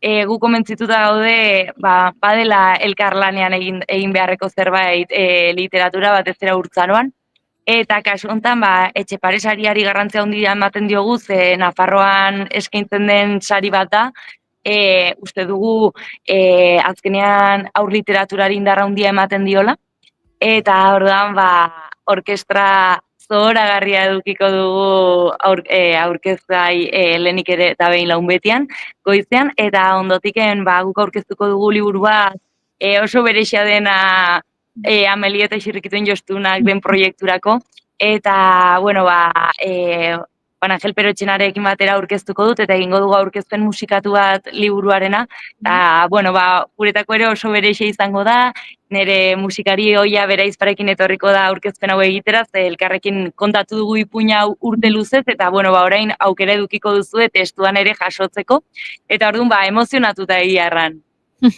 Hortzi mugan, izenburua, liburu honena, Animo, ondo estrenatu, ondo saldu eta ondo mugitu produktu polit hau. Zango nukela zure traiektorian beti izan duzu musika oso gertu, ikuskizun pilo bat musikari batekin, inkluso bi, ez dakit musika zure ipuinetan erabat sartuta dago. Azkenean, batut saioak musikatu gabe, baina horietan ere kantatzen dut, ez? Eta uste dut, txikitatik bertsolaria izan naiz, eta uste dut hortik ere heldu zaitela kantatzeko gogo eta kantuz komunikatzeko desioi errango nuke, eta uste dut, hitzak transmititzeko modu hau daudela, eta bertsuak, poemak, errimak ere ematen duela joku handia, ez? Eta iarran, proiektu hau erabaki genuenean paperera eramatea, oso argi neukan, nondik sortu zen istorio hau, eta sortu zen nire lankidea eta biek berak ideia ekarrita landu genulako istorioa, eta hitzak jarri genizkion hainbertze barne mugimendui, eta iarran oso hunkigarria da, orain jakitea liburu batean egonen dela gure lana, QR bat edukiko du eta ere entzungai egonen da ipuina, eta nik uste dut bidaia aski ederra dela, eta beti lortzen dudala nire musikariekin oinik eta gehiago maite mintzen ere lanaz, eta bidea hau batzutan oso bakartia dena askoz ere gehiago goxatzea, ez? Ze garrantzitsua hori bidelagunak izatea, esan duzulako, ez? Prozesua bakartia izan daiteke, eta bidelagunekin, bide askoz errixago egiten da. Izuniari nahi hemen egitarauari begira, eta agian entzulei kontatu beharko diogu orduz zer dagoen, ez da, mai? Ez da ideia txarra, bai. Claro, abiatu da, eskolen goiza ipatu dugun bezala, ikasleak gozatzen ari dira, bihar goizan ere gozatzen arituko dira, ipuin kontalaritzarekin, eta ilustrazioekin, eta ipuinekin, eta poesiarekin umeak, baina gero, bihar arratsaldean, aizu, 5:00 6:00 laban ipuin egalariak eskeniko du Maider Altzelaik, eta gero 7:00 8:00 Pumaren oinatzak, eta hau helduentzako pentsatutakoa da. Amaia, norbaitek joan nahiko balu bihar arratsaldean, zer egin behar du? 5 minutu lehenago agertu gutxienez, kontalaria hasten denerako denak eserita egon gaitezten, baina erabat doakoa da egiten ditugun ekintza oro, orden, nik uste dut hori ere aski interesgarria dela, ze berdin du bakoitzaren egoera ekonomikoa zein den, denbora balin badut eta ipuinak entzuteko gogoa, ateak zabalik ditu laban, eta nik uste dut hori ere xarmanta dela, ez? 5 minutu lehenago iritsi, eta mugikorra itzali. Hori da, bai. Eta iarran, Maiek aski ongi ezagutzen du Maider nik bezala Altzelai, eta biek dakigu kontalari bikaina dela, eta barkatu. Eta uste dut, bai aurrendako, bai helduendako eskainiko digun kontakizuna zoragarria izango dela, eta gainera, aurreratzen aldizuet helduen saioan, bere bidaia batean oinarritutako historia kontatuko dizkigula, eta uste dut, bidaia luze bat egingo dugula guk ere beraiekin, ez? Eta bere historioekin eta bere pertsonaiekin. Ordan, nik uste dut gauz ederra izango dela hori. Seguro, artista puska guztiok, aurten, zerlako programazioa. Eta uste du, gauza bera 5 minutu lehenago agertu mugikorrak itxalita eta arreta piztuta, larun baten, ez? Kirikeino ikuskizu musikatua, ipatu duguna, ez? Kiribil konpainiarekin, eta zu berriro, ongi etorri helduentzako kontaketa musikatua, ez? Hori da. Bai, obra oso berezi bat da, egiazki inspirazioa Maizure espazioan abiatutako tailer batean oinarrituta dago. Bertan egon ginen duela urte bat Kiko Kadabalekin, eta bertan aipatzen ziguten, ez? Oroitzapenetara jo eta hortik tira egiteko. Eta, sumatzu zen bezala umetxoak badatoz gora eta bera. Eta orduan, nire herrian lanean aritu nintzen tabernak ongi etorri izena zuen, eta bertako istorioetan, pertsonaietan murgilduta sortutako obra bat da, eta iarran oso pozik gaude, dagoeneko estreinatu dugu 3 lekutan, eta jendeak oso erantzun positiboa eman digu, eta sentitzen dugu oso gurea dela obra, eta gozamenerako, ez? Badago humoretik, eta baita, sakonagotik ere, eta gogotxu zuekin elkarbanatzeko. Esango diot Kikori, que por cierto, Kiko Gonzala gurekin. Bai, egon zen, egia da. Galegoz kontatzen bere historio guztik. Ikastaro, super polita atera zen azken hori, eta esango nukela ez da bakarrik, zure obra hortik sortu dena, baizik eta, idei batzuk hortik bai sortu dira, beste lanentzako nik badaki dela. Eta egia da, horrelako topagunek lan bakarti honetan asko eskertzen dira, ez? Bai, eta batez ere hori ez, azpimarratzea ze garrantzitsua den, egiten denean ere tailerrak edo topaketak kontalarien artean eta zenbat inspiratzen diogun elkarri, ez? Ze haunitzetan ematen du, etortzen zaigula zerutik inspirazioa, baina ez inspirazioa haunitzetan etortzen da, berte artistekin elkarbanatu zure lana, hausnartu zure lanaren inguruan, eta pixkat, hortik batean ideia batek ekartzen du bertze ideia bat, ipuin batek bertze bat, eta hoi aski ederra da. Bala da, bai. Eta, bukatzeko iganden... Igandea. Mesedes, Yolanda Rieta, mesedes. Gainera guk irratsaio honetan beti aldarrikatzen ditugu igandeak, ze pertsona asko ikusten dute larun batean gauza egin behar direla, eta igandean etxean geratu bertzalera, hori ez da egia. Igandean gauza asko egin daitezke, eta, horixe, Maika aipatu duen bezala, Yolanda Rieta dengo da, goizeko 10:00 laban, kontu kontari lanarekin. Txiki-txikentzako, 3 urtekoentzako, gure azken urrezko kalabaza saria. Yolanda Rieta, referente bat guztiontzat uste dut. Hala da, Yolanda denek ezagutzen dugu bederen mundu hontan ibiltzen garenok bai, eta artista hutsa da, poesia eta kanta berak ere oso presente ditu, hitzekin jolasten artista da, eta uste dut, denek edukiko dugula ikaragarrizko zortea, bera gurean egonen delako, eta haunitz gozatuko dugulako seguru berak eskaintzen digun ikuskizunarekin. Eta gero, 12:00 aurrera, ea, ondo azaltzen didazun hau, txundituta geratu naiz, kristal margoketa? Bai, azkenean, guretako oso interesgarria da, hasieratik oso argi genuen, zela helburu bat, aurrek ustea alako oinatz bat, egon diren espazio hortan, ipuingarriak edukidezan jarraipen bat simbolikoa bada ere, ez? Eta kasu honetan hori helburutzat hartuta planteatu genuen laban kristalera erraldoiak daudenez, bertan oinarrizko ilustrazio bat egiten du Gastonek aurten kasu honetan, eta gero aurrek kolorekin margotzen dituzte, marrazki berriak sortzen dituzte, bakotxak nahi duena, ez? Erabat librea da espazioa. Eta aurten, labaren ondoan espazio berri bat sortu da aski interesgarria, aukera balin baduzue, egun batean elkarrizketa bat egiteko moduko proiektua dute irauli izenekoa, eta hau sortu da laba ondoan, eta pixka bat errango dugu labaren estentsio bat balitzetzala, baina aurrei eta familiei eskainitako espazio bat, ez? Eta erabaki dugu fokoa emateko eta familiek ezagutzeko espazio berri hau, ederra izango zela aurten bertako kristalak margotzea eta espazio horri hasiera modukoa ematean, naiz eta dagoeneko martxan dagoen, beste foko bat emateko. Puntatuta proposamena irauli, bai, horrelako gauzak asko gustatzen zaizkigu hemen askotan baloratzen dugu artista poledrikok, ez? Baina ze garrantzia dauka bai horrelako jaialdiko ekimenak interdisziplinarak direla, ez? Hemen ipuina oinarri hartuta, baina onduan arte plastikoak, musika, dantza, ipuinak, ilustrazioa, eta bar.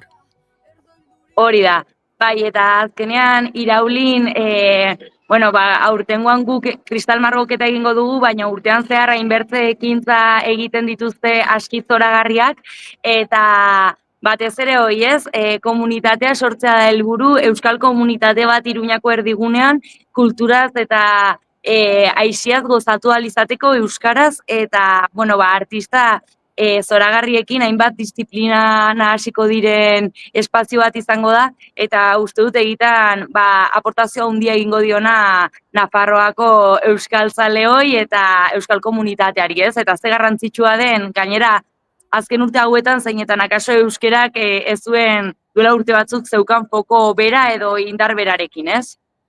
Bai, jarri nahi nuke bai fokoa, azken minutu hauetan, lekuetan, aretoetan, nun kontatzen dugu, nun narratzen dan, ze garantzia dauka espazio hori, nun egongo gara historia kontatzen eta gure irudimenaren munduak irekitzen, zuen kasuan Kondestable eta Laba bizakit, esango nukela opari hutsa dela, Bai, egiarran Iruñan baditugu isoko aski ederrak nik uste, eta ez dakit Laba berrian egon zareten, baino espazioa zabaldu da, espazio errango nuke liluragarri bat dela, eta irauli ere eta ze garrantzitsua den ere, kasu honetan Iruñako Alde Zaharrean kokatzea, erdigunera eramatea gure euskara eta gure kultura, ze azkenean, unitzetan, bazterretan egotera ohitua gaude, eta poliki-poliki sumatzea ari garela espazio horietan ere bai gure alea jartzen eta gure argia jartzen, nik uste dut aski interesgarria dela.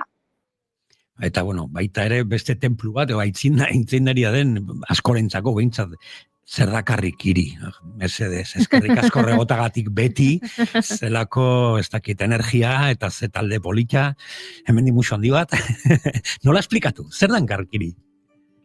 Karlik hiri errango nuke ameslarien elkarte bat dela, eta badagoela jende handitz bihotza jarri diona proiektuari, eta horregatik segurazki hainbertze urte ez dabile martxan eta guri zerbitzu ezin hobe bat eskaintzen, eta azkenean euskal sortzaileek izan idazleak, musikariak, jostunak, artista plastikoak, orokorrean euskal artista ororen produktu eta proiektuak biztaratzeko espazio denda da, eta bertan ekintza kultural haunitz egiten dire urtean zehar ere, beraz, baten bat Iruñatik balin badabil, ibilidadia adiaz eskaintza dauden Karrikirin eta seguru harrituta geldituko direla eta gozatzeko aukera xarmanta edukiko dutela. Nik azkeneko galdera bat daukat agurtu aurretik, eta da kartel zoragarri hau nork diseinatu duen, ze ederra iruditu zait eta joatekotan nago bat lapurtzera etxean jartzeko, Ez dala, ni ere maite minduen hau kartela, zutatzuz gezurrik errango. Juan Angel Perotxena gure liburuaren ilustratzailea egin du kartela. Lehen urtean bera izan zen tailerra eman zuenetako bat, eta erabakien interesgarria izan zitekela egon diren artistak egitea hurrengo urteko kartela, ez? Modu hortan, ez da banoa tailerra ematen dut eta banaie, baizik eta lotura bat sortzen duzu ere jaialdiakin berarekin, ez? Eta, bere enpresak Malmo izena du, eta gonbidatzen zaituzte, Instagramen bere lana ikustera eta kotilatzera, ze jendea hunditzen kartelak egin ditu, erran bezala nerekin publikatuko du liburua berriki, baino lehenagotik ere erraldoien inguruko liburu bat publikatu zuen, eta erran bezala hainbertze proiektutan ibiltzen den artista, hau ikusteko modukoa da, ez? Eskerrik asko Amaia, segi eragiten gauza ederra antolatu duzue, ospatu, 5. edizio hau, eta etor daitezela askoz edizio gehiago adin nagusiko bihurtu arte, eta muixu bat bidaltzen dizu hemendik, eskerrik asko gurekin kafetxo virtual hau hartzeagatik, eta izango dugu elkarren berri. Esker milet zuei, foko emateagatik alako ekintzei, arras garrantzitsua zuen lana, beti hartzen datzue elkartzen garen aldiro, eta aintzinago ere seguru edukiko dugula aukera tarte goixo bat elkarrekin igarotzeko, eta hurrengo kafia Tolosan izanen da. Eskerrik asko Amaia, horrene arte, agur! Aio!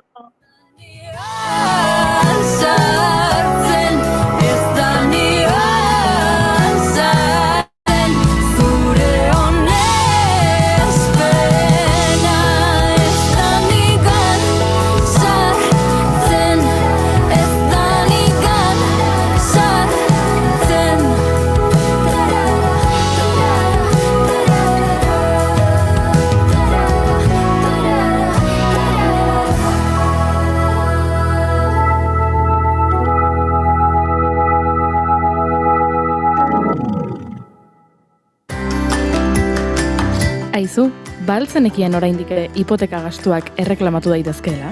Etxe bizitza bat erosteko hipoteka bat sinatu bazenuen 1985ko urtarrila eta 2019ko ekainaren artean, jar zaitez gurekin harremanetan eta erreklamatu alizateko behar duzun dokumentazioa zein den esango dizugu. Informa zaitez konpromisorik gabe. Emma abokatuak. 611 411 868.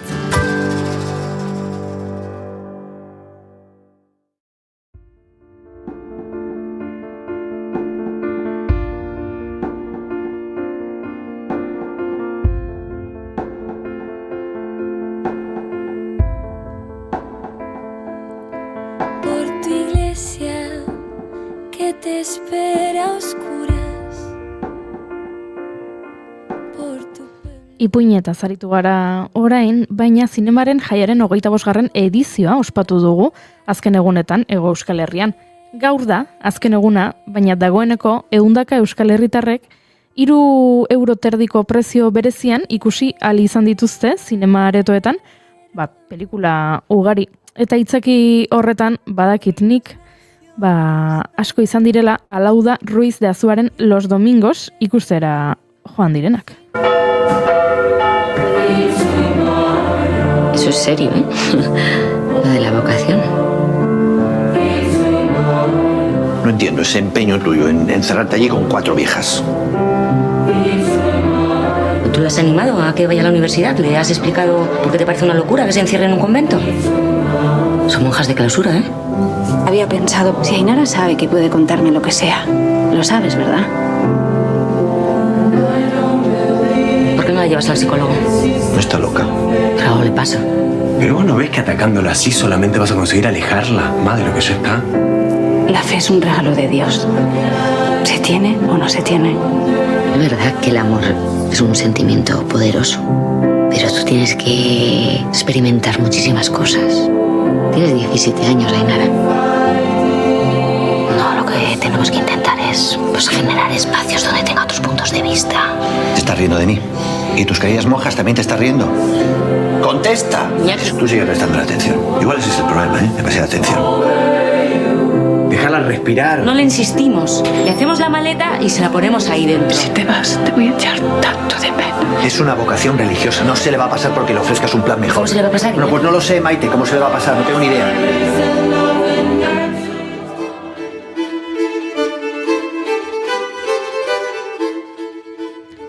Ainarak 17 urteko gazte idealista eta azkarrak unibertsitateko zein karrera ikasiko duen erabaki behar du, edo behintzat hori espero du bere familiak. Hala ere, neskak adierazten du jainkoaren gandik gero eta hurbilago sentitzen dela eta klausurako mojaren bizitza dastatzeko asmoa duela. Albisteak ez ustean harrapatu du familia osoa amildegi bat sortuz.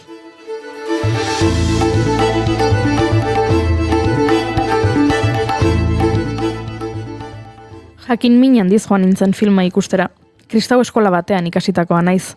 Ezagutzen ditut eukaristiak, kaperak, mezetako kantuak, eskariak eta eskaintzak, parabolak eta lerro arteko mezuak. Ikusmenarekin pelikula ikusten nuen bitartean, beste zentzumen guztiak elizan nituen. Usaintzen nuen intzentsua, dastatzen nuen jaunaren gorputza, eta entzuten nituen pauso motelak egurrezko zoruan. Amaitu zen pelikula eta lagunak zera esan zidan. Joetia, ziondatera garen naiz eta kristau eskola hartan ikasi. Eta pentsatzen dut baietz, nolabait ies egitea lortu genuela, garaipen bat zela hori eta pixkanaka gela horiek usten joango zirela. 3 kristau eskola zeuden nire herrian, eta oraindik nerabea ez nintzela, elkartzea erabaki zuten. Kristau gutxiegia herrian antza denez ez, gela guzti hoiek betetzeko.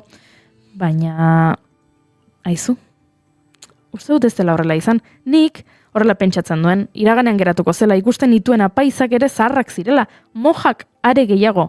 Ez zela belaunaldi berririk etorriko sinistu nuen. Eta orduan, 2024 iritsi zen. Sueñas alto es el poder que te han dado desde el cielo. No. Que no sé a dónde voy, no es real. Hace ya tiempo te volviste uno más.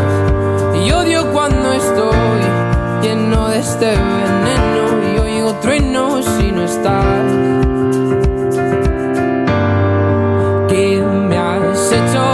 estoy se me aparecen 1000 planetas. De repente esto es una alucinación. Quiero ver tu tramitada, alejarme. Ikasle anonimo batek bere logelan grabatutako abesti bat igotu sarera, entzuten ari garen hau. Eta Spotify plataformako zerrenda internazionaleko lehenengo postua lortu du. Taylor Swift, Rosalia edo Bad Bunny artisten gainetik. Inigo Quintero da, 2001an A Coruñan jaiotakoa. Inigo gazteak ez zuen arrakasta espero, tira ez berak eta ez da musika industriak ere, eta orduan iritsi zen galdera. Zeri buruzkoa da abesti hau, zeri buruzkoa da kantatzen duzun abesti ospetsu hau, eta Inigok erantzun, Jainkoari buruzkoa. No me sirven tus pocas señales, ya nada es como antes, me olvido de quién soy. ¿Qué me has hecho? ¿Dónde estoy? No vas de frente, es lo de siempre y de repente estoy perdiendo la razón. 100 complejos sin sentido me arrebatan tus latidos. Baina Inigo ez da rara abiz bat. Inkesta ugariren arabera, gaur egun, gazten 30% katolikotzat jotzen du bere burua. Pandemia garaitik gertatu omen da joera aldaketa hau. Zeta belaunaldia espiritualtasunera itzultzeak hainbat jatorri izan ditzake. Mundu konplexu batean bizi gara, gazteak beraien kalteberatosunaz kontzienteago egiten dituen arrisku gizarte batean. Beraien etorkizunak gurasoena baino okerragoa izango dela entzun dute behin eta berriz. Eta paradoxikoki, erlijioa irtenbide gisa agertzen da. Sentimendu horien alternatiba gisa. Euskal Herrian ez ezik, Erresuma Batuan eta Frantzian ere joera hori erakusten duten txostenak geroz eta ohikoagoak dira. Eta musika, beti bezala, horren erakusleetako bat da.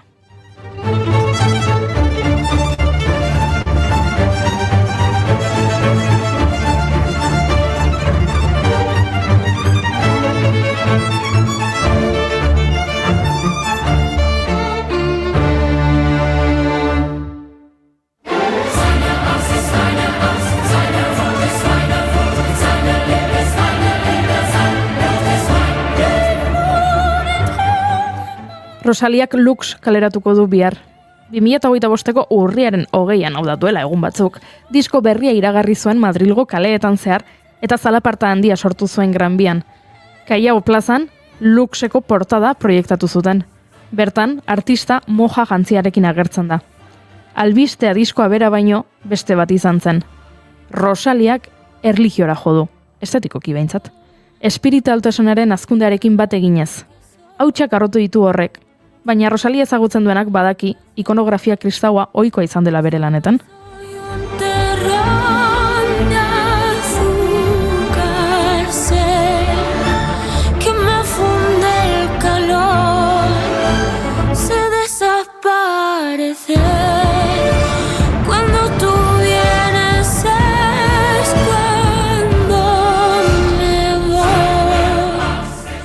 Rosaliak El Malkerer argitaratu zuen 2021an. Bere karatulan artistaren irudikapen bat agertzen da. Aingeru bat bezala besoak gurutze moduan luzatuta, uso zuri bat buru gainean, hodei artean eta aureola handi bat ezinguratuta. Arte klasikoak gogora ekartzen duen estetika, baita espiritualtasun nabaria transmititzen duena ere.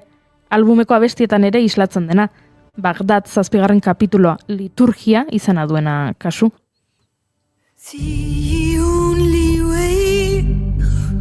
Save us is through divine intervention.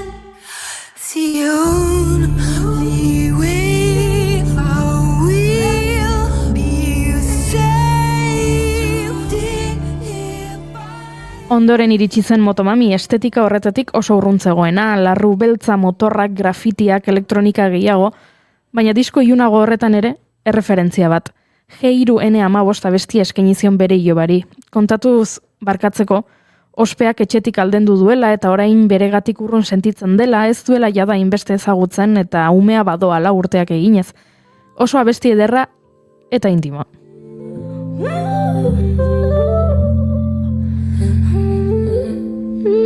Me perdonarás lo que me perdió, son 2 años ya, tú ya tienes 10, los 11 están camino Eras de ojos cielo, de ojo azul marino. No sé qué te gusta, más si las carreras, naves espaciales o barcos de vela. Si vives tranquilo o vives con guerra, si ya te enamoras o sientes peleas, si sientes calor. Eta etxeko kutxi hori areagotzeko, abesti honen amaieran, Rosaliak bere amonak WhatsAppez bidalitako audio bat gehitu zion grabazioari. Hauxe bera. Bon dia, amor meu. M'agrada que pensar en moments difícils sempre ajuda moltíssim tenir una referència a Déu. Egunon Maitea, gustatzen zait pentsatzea garai zaietan beti asko laguntzen duela Jainkoari erreferentzia egiteak. En primer lloc diria que en primer lloc sempre és Déu i després... Beti dago lehenengo postuan familia eta ez, lehenengo esango nuke beti dagoela Jainkoa eta gero familia. Familia oso garrantzitsua da Maitea. Familia beti da garrantzitsua. Bide konplikatua den bide batean zaude. Begiratzen dizudanean pentsatzen dut, zein konplikatua den Rosaliak bere burua sartu duen mundua. Baina tira, zu zoriontxoa bazara, ni ere zoriontxoa naiz. Cortada en el suelo, papelas por la calle, donde pasean la modelo. Ay, pico los brazos, pico las estrellas. No quiero traerte, pa' que nunca vengas. Pico las estrellas, ay, pico los brazos. Se amarran cuando hay frío, como yo te abrazo. Beraz, ezin daiteke esan Rosaliak bapatean egin duenik Jainkorako bidea. Lux erlijiosoagoa izan daiteke bai, baina ez da soilik autoestetiko bat. Orain jendeak erabaki beharko du hori koherentea den edo arriskutsua iruditzen zaion. Desig, o sigui, jo no sé si a tu et passa això, però jo tinc com un desig a dins meu que jo sé que aquest món no el pot satisfer. O sigui, no sé si a tu això et passa, però jo m'he passat tota la vida tenint aquesta sensació de buidor, de sé que aquest món no el podrà omplir, aquest buit. Llavors és com, et confons a vegades perquè dius, ostres, a lo millor amb algú material ho puc omplir, o a lo millor amb una experiència, un lío en el que em foto m'ho pot omplir, o inclús les relacions romàntiques. Bizitza osoa eman dut utxune sentsazio honekin. Batzuetan, nahastu egiten zara pentsatuz zerbait materialarekin bete dezakezula, esperientzia batekin, sartzen zaren istilu batekin edo bikotea jartzen duzu aldare batean eta harreman erromantikoarekin. Agian espazio hau nahasten ari gara. Espazio hau agian Jainkoaren espazioa da. Jainko batena. Agian Jainkoa da utxune hau bete dezaken bakarra. I ella, com li vulguis dir, Déu t'ho dona. Tu eres una monja de clausura. Eta kazetariak esaten dio, ez zu klausurako moja bat zara. Ba, ez, Rosalia ez da klausurako moja bat, baina egia da klausurako mojek TikToka egin dutela eta orain TikTokeko izar handiak direla. Entzun hau. Pin, pom, con Marcela, la preferida de Dios. ¿Por qué te hiciste monja? Porque sentí que Jesús me llama. ¿A qué entraste? Muchos. ¿Santo preferido? Ignacio de Loyola. ¿A qué tenés miedo? A la indiferencia. ¿Qué es lo que más te gusta de ser monja? Que soy feliz. ¿Qué soñás? Anunciar siempre a Jesús. ¿Qué te gusta hacer en tiempo libre? Correr, jugar, leer, pelear, muchas cosas. ¿Jesús para vos es? Mi vida. ¿A quién se la pasa? Josefina Cataneo kontuko bideo bat da hau. Josefinak dauzka 2.000.000 eta 700.000 datxegit bere kontuan. Bera moja da eta bere moja bizitza kontatzen du TikToken baino. Ez da bakarra. Geroz eta ohikoagoak dira kontu hauek. Bertan, neska gazteak agertzen dira eta kontatzen duten nola den beraien bizitza Jainkoari emandako bizitza. Nola konbentuetan, ze ordutan esnatzen diren, zer egiten duten, nola janzten diren, nolakoak diren bertako gelak, nolakoak diren beraien errutinak, batzuek kontatzen dute zergatik erabaki zuten bide hau, besteek soilik erakusten dute, horixe, beraien etxean olakoa den, eta zera besten duten errezatzeko, baina geroz eta jarraitzaile gehiago dituzte. Quiero ride como mi bike, hazme un tape, modo spike, caro como que tiene un diamante en la punta. Ez, Rosalia ez da klausurako moja, baina aipatu dugun bezala luxeko azalean mojaz jantzita agertzen da. Baina hori bai, ezin diogu Rosaliari egotzi kristautasunaren goraka da hau. Bera, orainari da eta bihar aterako du diskoa eta horregatik aipatu nahi izan dugu. Baina ez da bakarra, harreman erromantikoak aipatu ditu jarri dugun audioan eta orduan, bere mutilagun ohi bat ere entzun nahiko nuke ze Tanganak hauxe abesten zuen.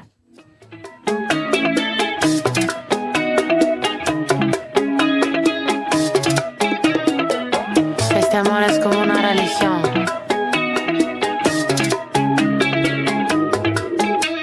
Asuntos peligrosos del pasado me persiguen todavía. Historias que la gente no olvidó y que me recuerdan cada día. Si llegué vivo aquí no me va a matar una vieja herida. Déjales que hablen mal, se mueran de envidia.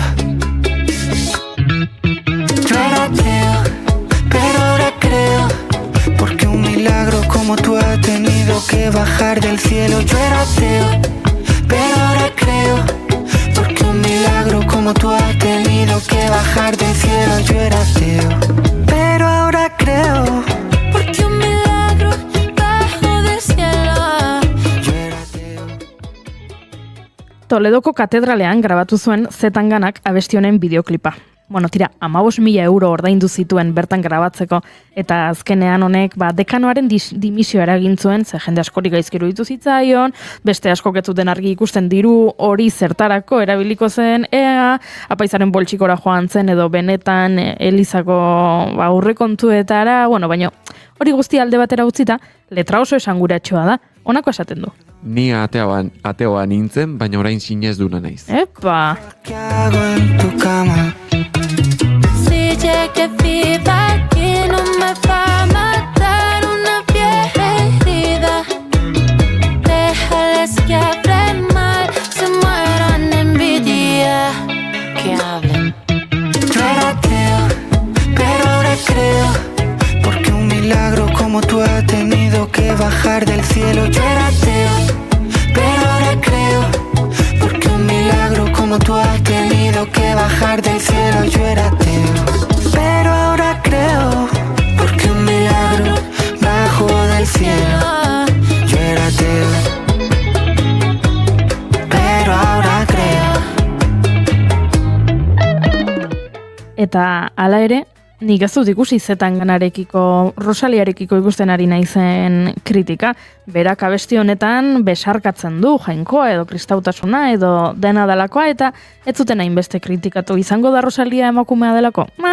Nik ez dut hori izan,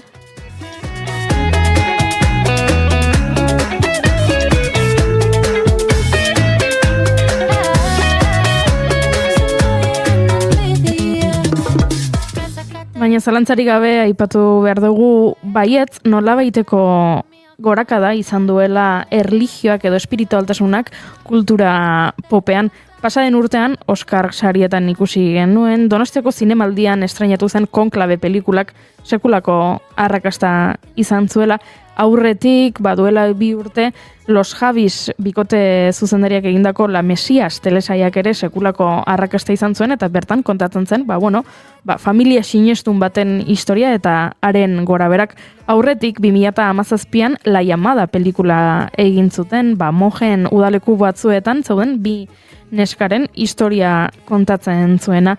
Badirudi baietz ari derela kristautasuna pop kultura iragazten, eta gainera, geroz eta adirazmen gehiago ikusten ditugula, baina izue, nik ez dakitza gertatuko den bihartik aurrera.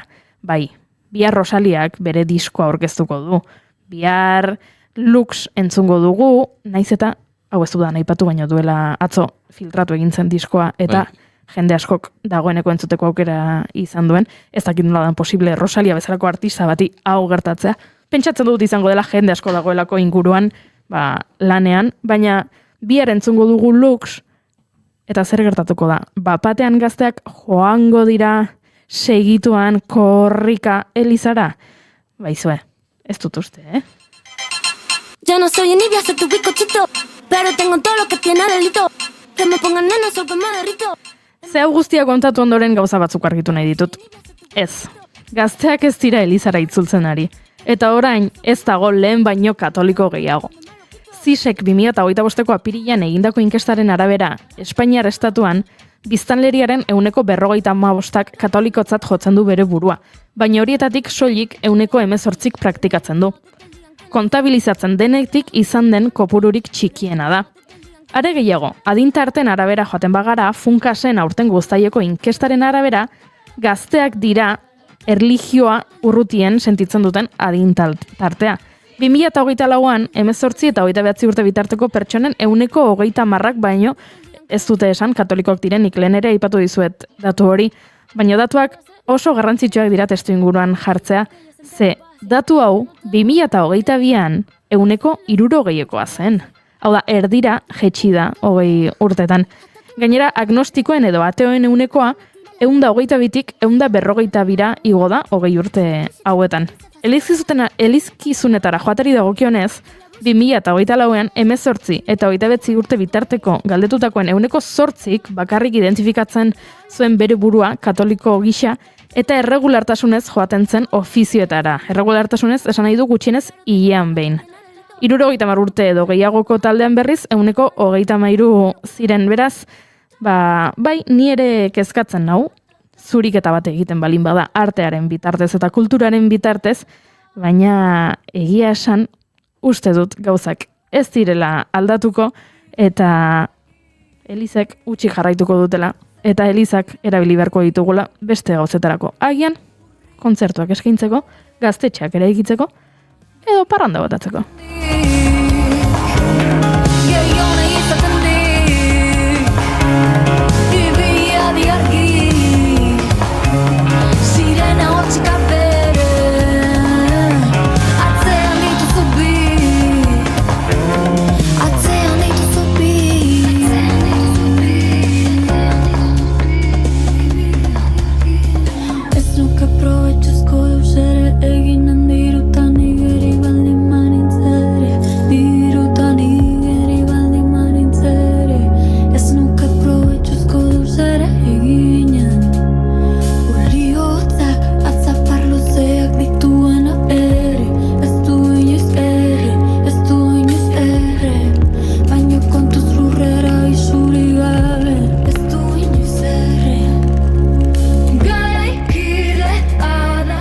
Eta iaia eguerdiko 12ak gainean ditugu, baina ezin aipatu gabe utzi eskola indarkeriaren eta jazarpenaren aurkako egunaren arira, eskola jazarpenaren inguruko informazioa zabaldu duela Begoña Pedrosa buru duen hezkuntza saiak.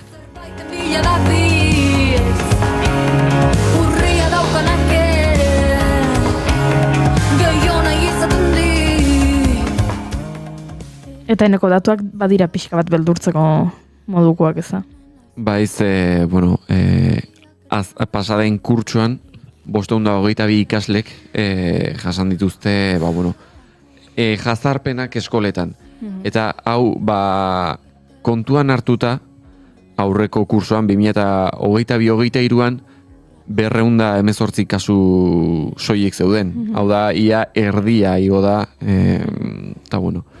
eta, 522 horietatik 53 epaitegietara iritsi dira, eta egia da soilik zati txiki bat iristen dela puntu honetara, eta orduan, nik uste hor badagola zer pentsa ere, ezta?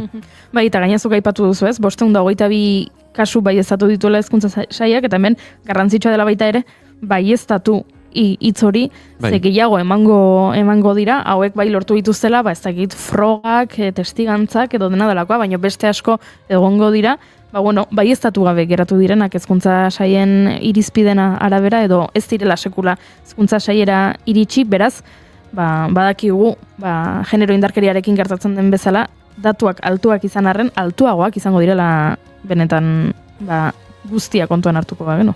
Bai.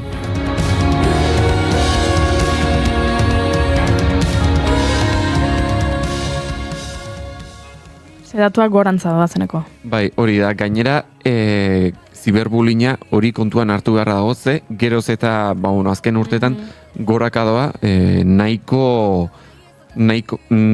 asko, hobeto esan da. Jazarpenen ia erena, sare sozialen bidez edo interneten bidez egiten da. Eta azken urtetan baita adimen artifizialak berriz ere, gauza askotan lagundu du, baina, ziberbullyingean ere, lagundu du ze bideo manipulatuak sortzea, sortzeko aukera ematen du, batez ere gero sare sozialetan banatzeko, eta hau egia da, beste jazarpenerako teknika berri bat dela, ikasleen artean. Hori egia da, eta gainera hemen kontua da, ez dela soilik gelakideren baten argazki bideo edo audio bat manipulatu dezakezuela, eta bideo faltsu bat egin kaltetzen duena, horri gehitu behartzaio gaur egun, mugikorrak eskura ditugunez eta smartphoneak ditugunez, bideo horiek eta horrelako edukiak asko azkarrago zabaltzen zirela, ez? Garai batean norbaitek balin bazuen zure argazki bat zuri kalte egiteko erabili nahi zuena, bagian aurrez aurre erakutsi bertzion beste gelakide bati, eta beste gelakide horrek urrengo egunean edo urrengo astean erakutsiko zion beste bati, baina orain, segundu gutxitan, gela guztiak izan dezake argazki hori, eta hau, Unai Elordirekin hitz egiten dugunan adimen artifizialaren arriskoetaz, hau lehen lerroan jarri behar dugula, ze gure gaztetxoenak babestu behar ditugu, eta une honetan tamalez ez daude oso babestuta.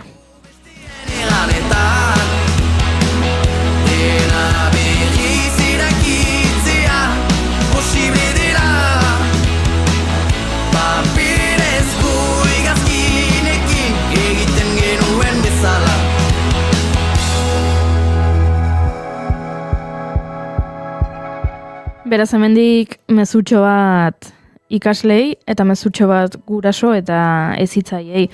Ikasleentzako badakizue zer egin behar duzuen, badakizue horrelako argazki bat iristen zaizuenean agian zure gelakide bati egin diote argazki bat biluzik dagoela, edo ez diote egin baino manipulatu dute eta hartu dute bere argazki bat eta orain biluzik agertzen da eta zuk barre egiteko erabili nahi duzu argazki hori, iritsi bat zaizu argazki hori bat ezabatu, eta ez bidali beste inorri ze zuk atzera egiten balin baduzu katea moztu egiten da, eta garrantzitsua da oso katea moztea.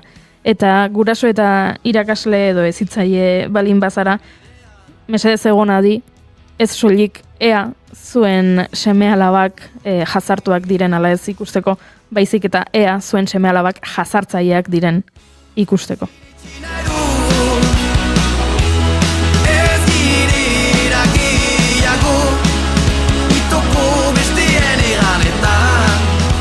Eta horrela iritsi gara irratsaioaren amaierara, eneko plazer bat izan da. Beti bezala plazer bat. Oso saio politia egin dugu, beraz, orain badaukago arrazoi nahikoa Unai Elordik ekarri dituen opilak dastatzeko. Hori da. Ospatzea tokatzen zaigu.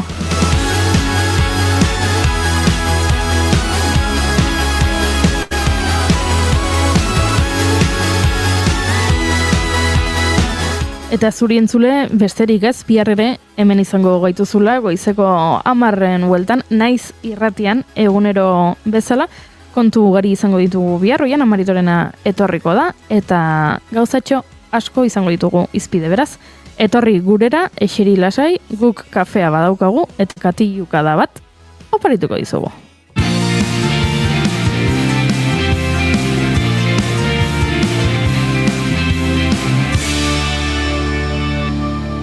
Keep calm and bigarren kafea.